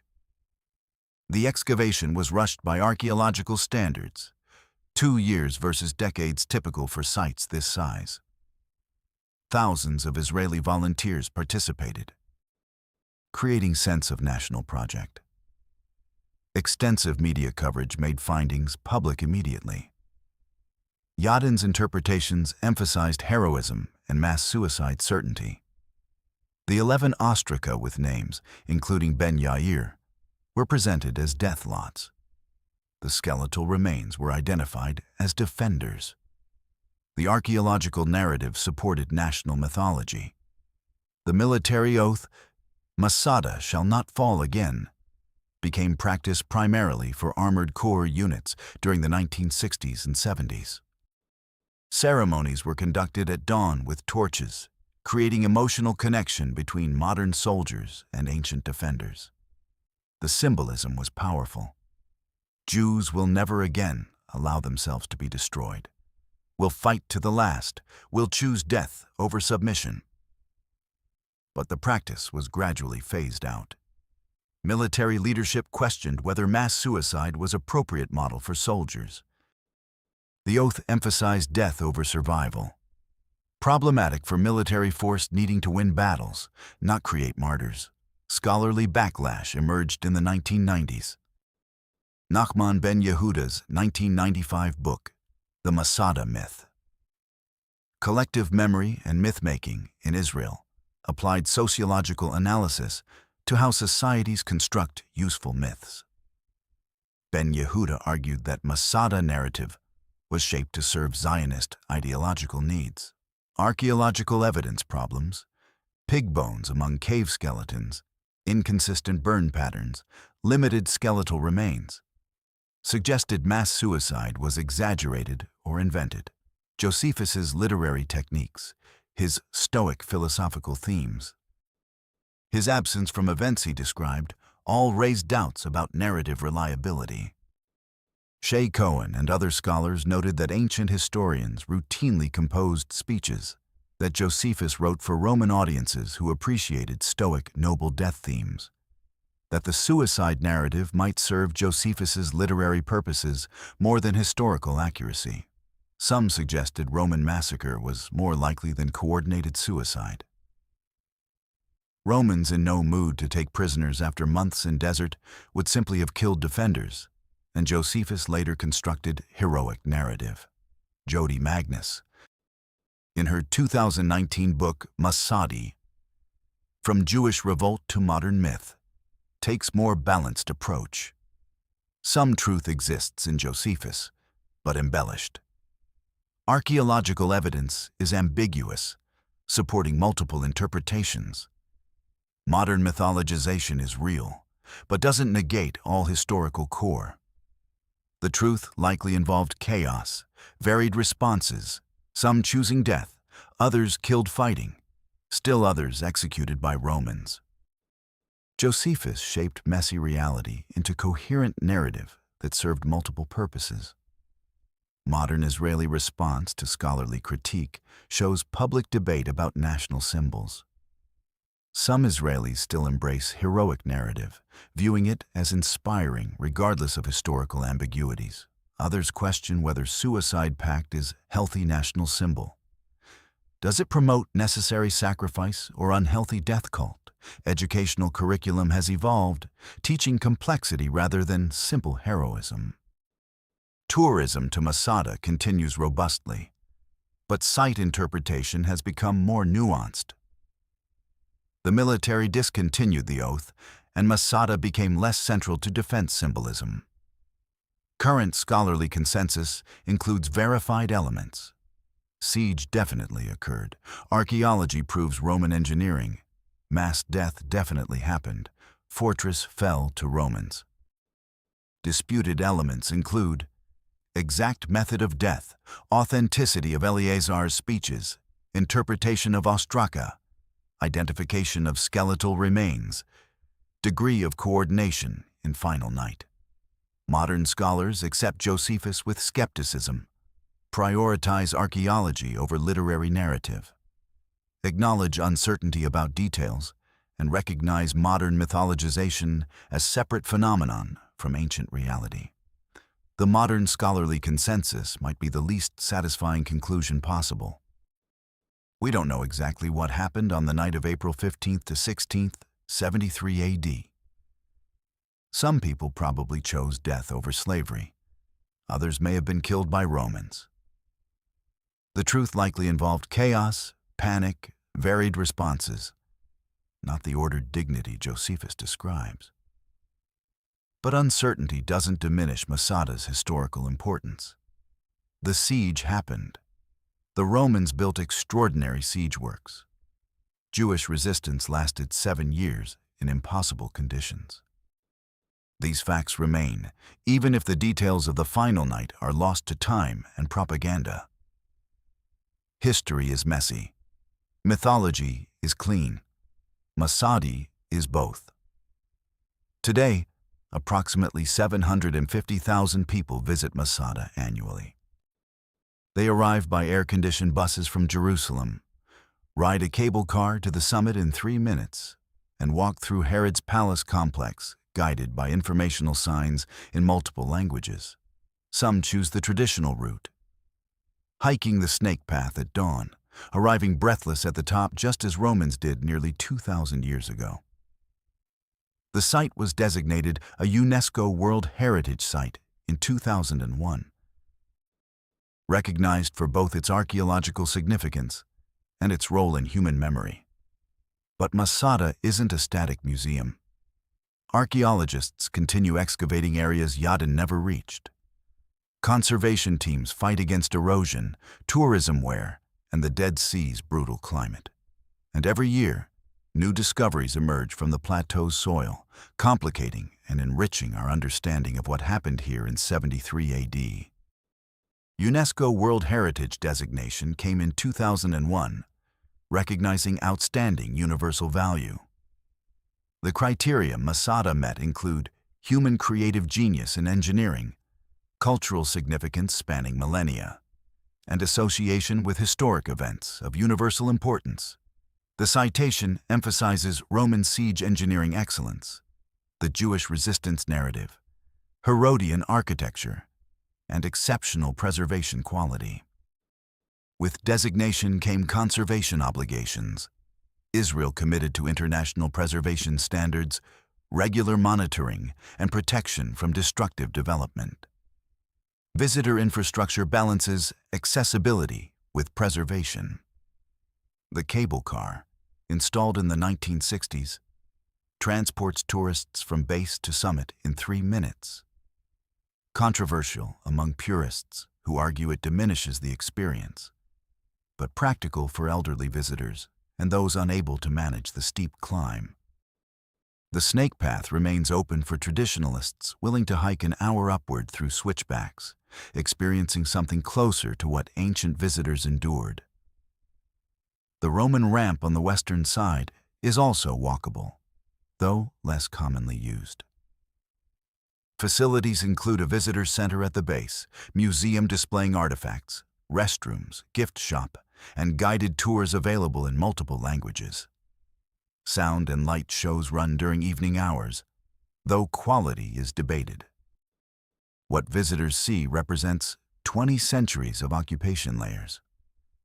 The northern palace's 3-tiered cliff structure is partially reconstructed, controversial work from Yadin's era that some archaeologists now question. The western palace shows mosaic floors, bathhouse remains, and storage room foundations. The complete circuit of casemate wall can be walked, with towers standing at regular intervals providing panoramic views. Several cisterns can be entered, demonstrating the scale of Herod's water system. A synagogue, identified as one of oldest in the world, shows how defenders maintained religious practice. The Byzantine church represents later Christian occupation. From the summit, all 8 Roman camps are visible in the desert below. Camp F most prominent, others requiring trained eye to distinguish from natural terrain. The circumvallation wall can be traced around the mountain base. The assault ramp dominates the western approach, its scale still impressive.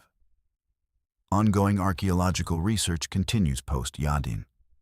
Smaller, more focused projects examine specific questions his rushed excavation left unresolved.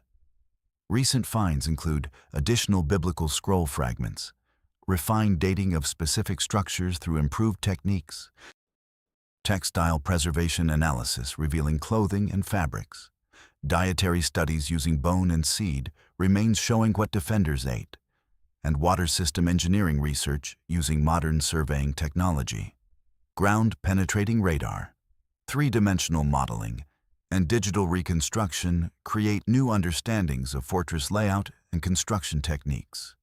Questions still being answered include exact population demographics during siege, daily life details during 7-year occupation, and construction techniques across different historical periods, from Hasmonean through Byzantine. Conservation challenges are significant and ongoing. Climate extremes, summer heat exceeding 40 degrees Celsius, rare but intense winter rainfall causing flash floods, stress ancient structures. Salt from Dead Sea air corrodes metal, erodes stone, and damages mortar. Tourism wear is substantial. 750,000 pairs of feet annually damage fragile surfaces, especially popular areas like palace floors and wall walkways. Reconstruction debates continue. How much should be restored to help visitors visualize versus preserved as ruins to maintain authenticity? Some of Yadin's 1960s reconstructions are now questioned, but removing them would damage original material beneath. Funding remains constant need.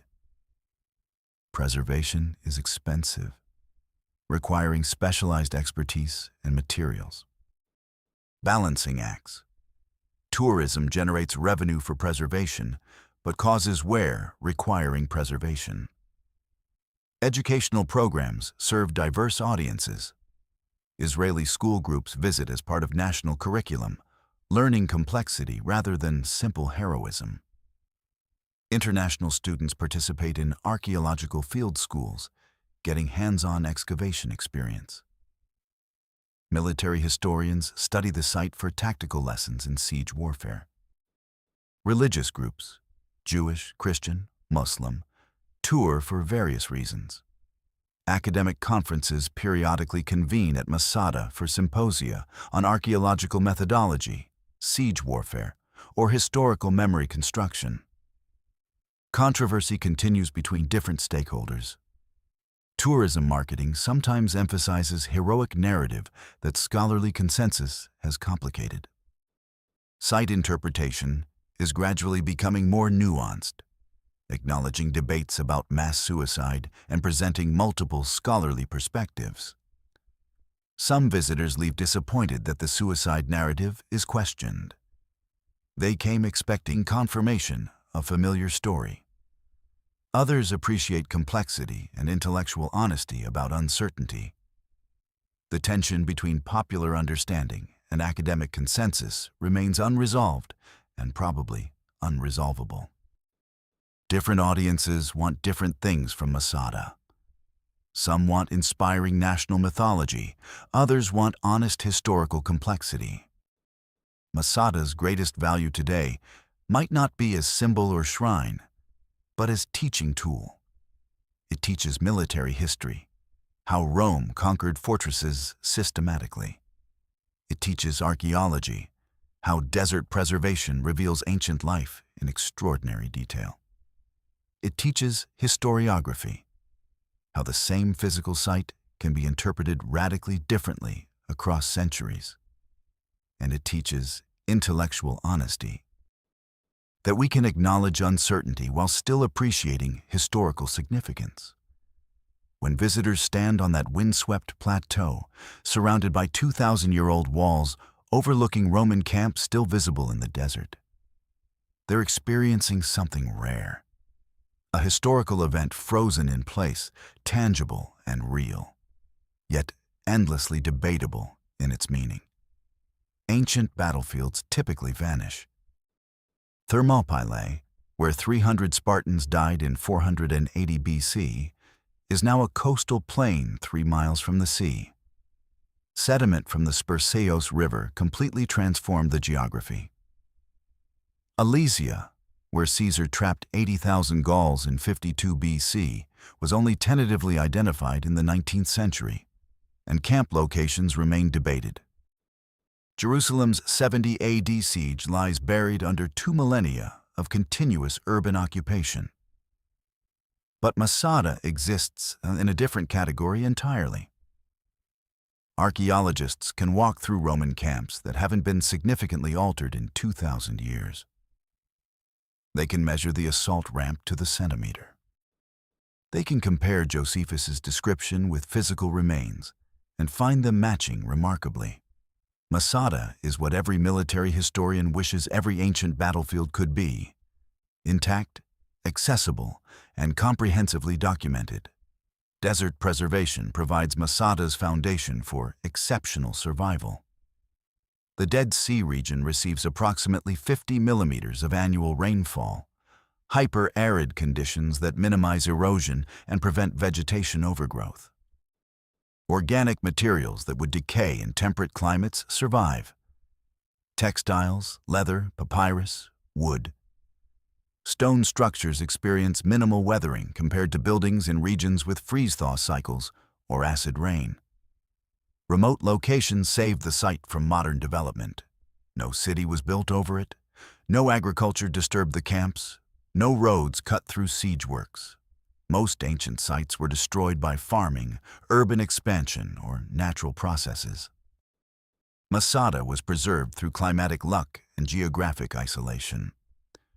Completeness from both perspectives makes Masada unique.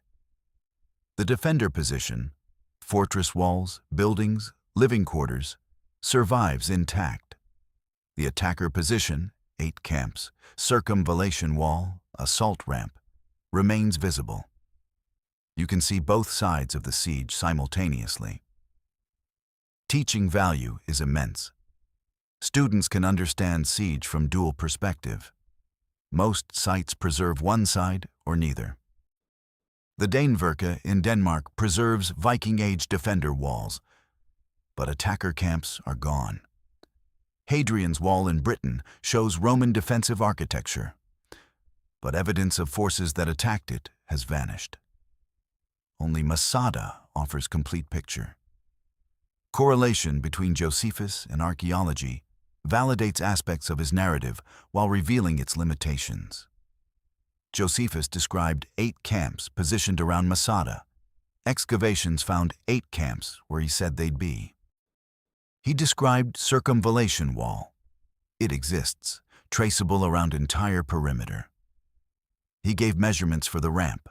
Archaeological surveys confirm his numbers are remarkably accurate for ancient source. Water system, palace locations, fortress dimensions, all match his descriptions. This correlation confirms Josephus used reliable sources for physical details, probably Roman military records. But validation of geography doesn't validate psychology. That Josephus accurately described the ramp doesn't mean his suicide narrative is equally reliable. Ancient historians could be accurate about some things, unreliable about others. Masada teaches this nuance. Evaluate sources specifically, not holistically. Documentation diversity makes Masada exceptional among ancient military sites. Literary sources. Josephus's detailed contemporary account. Archaeological evidence. Physical remains extensively excavated. Epigraphic finds, inscriptions, ostraca, graffiti providing names and administrative details. Papyrological evidence. Actual documents like Gaius Messias's pay records survived. Material culture, pottery, weapons, clothing fragments showing daily life. Convergence of multiple evidence types addressing same event is rare. Few ancient battles have such multi-source confirmation. The layering creates robust understanding, even where specific details remain debated. Ideological warfare is documented at Masada in ways impossible for most ancient conflicts. This wasn't just military conquest, routine Roman business. It was ideological conflict between empire and religious zealots. Evidence of defenders' beliefs survives tangibly. Biblical scrolls show theological engagement. Ritual baths demonstrate religious observance. Community structure reveals commitment to Jewish law. Roman systematic approach, complete isolation, massive resource deployment, shows imperial methodology. The suicide narrative, whether true or embellished, represents ideological choice valuing freedom over life. Modern parallels to asymmetric warfare, insurgencies, and ideological resistance make Masada relevant to contemporary military studies. Mythologization as case study makes Masada unique among archaeological sites. We can trace how one site's meaning changed across 2 millennia. In 73 AD, it was minor Roman victory, barely mentioned in imperial records. Medieval period, forgotten entirely, not even named correctly. 19th century, archaeological curiosity for biblical scholars. 20th century, Israeli national symbol shaping identity. 21st century, complicated history where scholarship questions mythology. The transformation teaches how physical sites don't have fixed meanings. Societies construct interpretations serving contemporary needs. Masada shows this process with unusual clarity. Teaching value spans multiple disciplines. Military academicians study siege logistics and engineering. Archaeologists learn about preservation conditions and excavation methodology. Historians analyze source reliability and evidence correlation. Sociologists examine myth-making and collective memory. Students engage with multi-perspective history, acknowledging uncertainty. Public accesses ancient world tangibly through visiting. The lessons are applicable beyond ancient history to any field requiring evaluation of evidence, assessment of sources, and acknowledgement of limits to knowledge. In the end, Masada matters not because it was Rome's greatest victory. It wasn't. Not because it was Judaism's most heroic last stand. That's debatable. Not because it changed history's trajectory. It barely did. Masada matters because it survived intact enough that we can study, debate, and learn from it in ways impossible for almost any other ancient event. It's a laboratory for understanding how empires wage war, how people resist oppression, how archaeology reveals and obscures truth, and how societies construct meaningful narratives from ambiguous pasts. The siege works aren't just ruins. They're a functioning classroom, teaching new lessons to every generation willing to climb that mountain and think seriously about what happened there. Who won at Masada? Ask the question to a Roman legionary in 73 AD, and the answer seems obvious. Rome. The fortress fell. The resistance was eliminated. The 10th Legion completed its mission and moved on. But ask historians assessing 2,000 years of impact, and the answer grows complicated. Rome's military victory was absolute. Mission accomplished, fortress captured, rebel stronghold eliminated. Engineering triumph.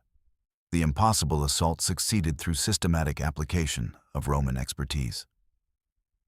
Casualties were minimal on Roman side. Exact figures aren't recorded, but the methodical approach suggests few deaths. The demonstration was complete. No fortress lay beyond Roman reach. No defensive position could resist legion engineering indefinitely. Professional execution followed textbook siege methodology developed through centuries. Yet, strategically, victory felt hollow. No prisoners could be paraded through Rome's streets. No captives could be displayed in triumph. No plunder enriched imperial coffers. Defenders had burned most valuables. Cost was enormous for minimal threat. Entire legion committed for months. Supplies for 10,000 personnel, siege equipment and expertise, all to eliminate 300 fighters who threatened no one strategically. The propaganda objective failed completely. Instead of demonstrating futility of resistance, Masada created martyrdom narrative. Deterrent effect was questionable. The Bar Kokhba revolt 60 years later showed Jews were still willing to resist Rome despite Masada's lesson. The Sicari suffered total military defeat. All died or were captured.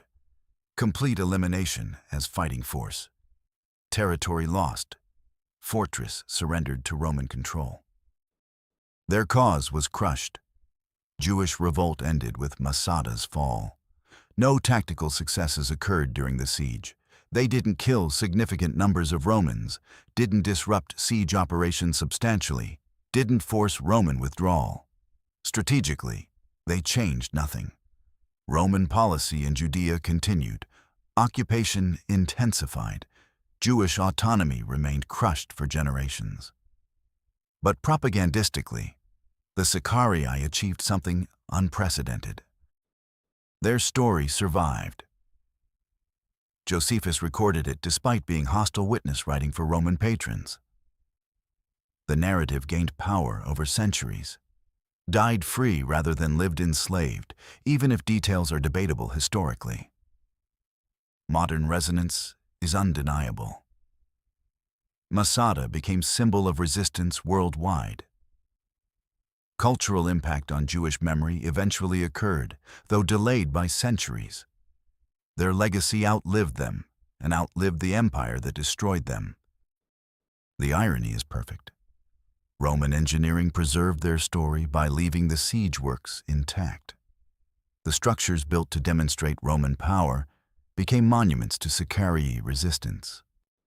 The preservation paradox raises fascinating questions about why these siege works survived when others didn't. Theory suggests neither side cared afterward. Romans may have been embarrassed by the hollow victory, indifferent to remote desert structures, or simply focused on moving to Jerusalem. Jews were traumatized, avoided the site, focused on rebuilding elsewhere rather than commemorating painful defeat. Result: site abandoned by both sides, not mythologized, not destroyed, just left to desert preservation. Neglect created the archaeological treasure that 2 millennia later would make Masada the world's most studied Roman siege. What Masada teaches about military victory transcends ancient warfare. Territory doesn't equal victory. You can win land, yet lose narrative. Engineering doesn't equal strategy. Tactical problems can be solved while strategic objectives fail. Casualties don't equal success. Minimize own losses, maximize enemies, yet still lose in meanings that matter. Overwhelming force doesn't guarantee decisiveness. Be militarily superior, yet symbolically defeated. Modern parallels to asymmetric conflicts are suggestive, though not perfect. Vietnam, Afghanistan, other situations where conventional force struggled against ideological resistance. When ideology battles empire, narrative matters as much as body counts. Ultimate assessment from multiple disciplinary perspectives shows complexity. Military historians credit Roman engineering excellence. The siege works are masterpieces of ancient military science. Jewish historians recognize resistance significance despite disputed details. The willingness to fight impossible odds resonates regardless of exact ending. Archaeologists value exceptional preservation for teaching purposes. No other ancient siege offers this. Complete material record. Sociologists study myth-making and memory construction. How societies transform ambiguous history into clear mythology. Consensus across fields. Masada is important not for strategic impact, but for what it reveals about human behavior under extreme pressure, military problem-solving, source reliability, and meaning construction. The verdict, 2,000 years later: Masada was tactical Roman victory, strategic Roman failure, military Sicari defeat, and propaganda Sicari victory. Both sides won different wars. Rome conquered territory. Sicari conquered memory. The fortress fell. The story endured. And the siege that Rome wanted forgotten became the siege history cannot forget. Engineering triumph that was supposed to terrorize future rebels instead became lesson in limits of military power. The fortress that fell became symbol of resistance. And the victory that seemed so complete on April 16th, 73 AD, looks, from the distance of 2,000 years, like something else entirely. A draw between empire and ideology, with both sides claiming different victories in different wars. Masada didn't change history, but it perfectly captured history's complexity, which is why we return to it again and again, searching for lessons in those ruins where 8,000 professional soldiers defeated 300 zealots and somehow lost at the only battle that mattered. Stand on Masada's summit at sunrise, the way Israeli soldiers once did, the way tourists do today, and you see what the Romans saw. 8 camps still visible in the desert, the circumvallation wall tracing its ancient line, the ramp rising like a scar on the western slope. It's a frozen moment, 2,000 years condensed into stone and sand. But the meaning of that moment, that's anything but frozen. The Romans built perfectly, every wall measured, every camp positioned, every timber beam calculated. Their engineering was flawless. But engineering can't account for human choices. The decision to die rather than submit. The willingness to make victory hollow. The refusal to play by military rules. Masada proved that you can solve every tactical problem and still fail strategically. For 1,800 years, Masada meant nothing. The siege works stood empty, unnamed, forgotten. Then meaning was poured into those ruins. By archaeologists, by nationalists, by scholars, by tourists, by all of us trying to find lessons in ancient stones. We don't discover the past. We construct it from fragments, then argue about what we've built. Masada's modern history is as instructive as its ancient history, revealing how societies need heroes and martyrs, even when, especially when, the historical evidence is ambiguous. The propaganda war continues today, in archaeological debates about what really happened that final night. In tourism marketing that sometimes emphasizes drama over documentary evidence. In how we tell this story, balancing inspiration with intellectual honesty. Who won at Masada? Ask that question to different audiences and count the contradictory answers. That's not historical confusion. That's history working as it should. Contested, alive, meaningful. What does a Roman siege from 73 AD teach people in 2026? That overwhelming force doesn't guarantee victory when narrative matters more than territory. That the best preserved history is often history neither side wanted to celebrate. That physical evidence and written accounts can both be true and both be misleading. That engineering genius and strategic stupidity can coexist in the same military campaign. That martyrdom, whether it happened exactly as described or not, is more durable than marble monuments. And that sometimes the most important battles aren't the ones that change history, but the ones that reveal history's complexity. If you're fascinated by the forgotten battles that shaped how empires rise and fall, the tactical brilliance that coexists with strategic blindness, and the archaeological mysteries that keep rewriting what we thought we knew. You've found the right place. Because every ruin has a story. And sometimes that story is still being written. Masada still stands. The camps still guard a fortress that doesn't need guarding. The ramp still climbs to walls that don't need defending. And 960 people who died nearly 2,000 years ago remain more alive in human memory than the empire that killed them. Rome built monuments to its victories across 3 continents. Most have crumbled or been forgotten. But Masada, the siege Rome barely celebrated, the victory Rome wanted forgotten, endures. Sometimes the greatest monuments are the ones no one meant to build.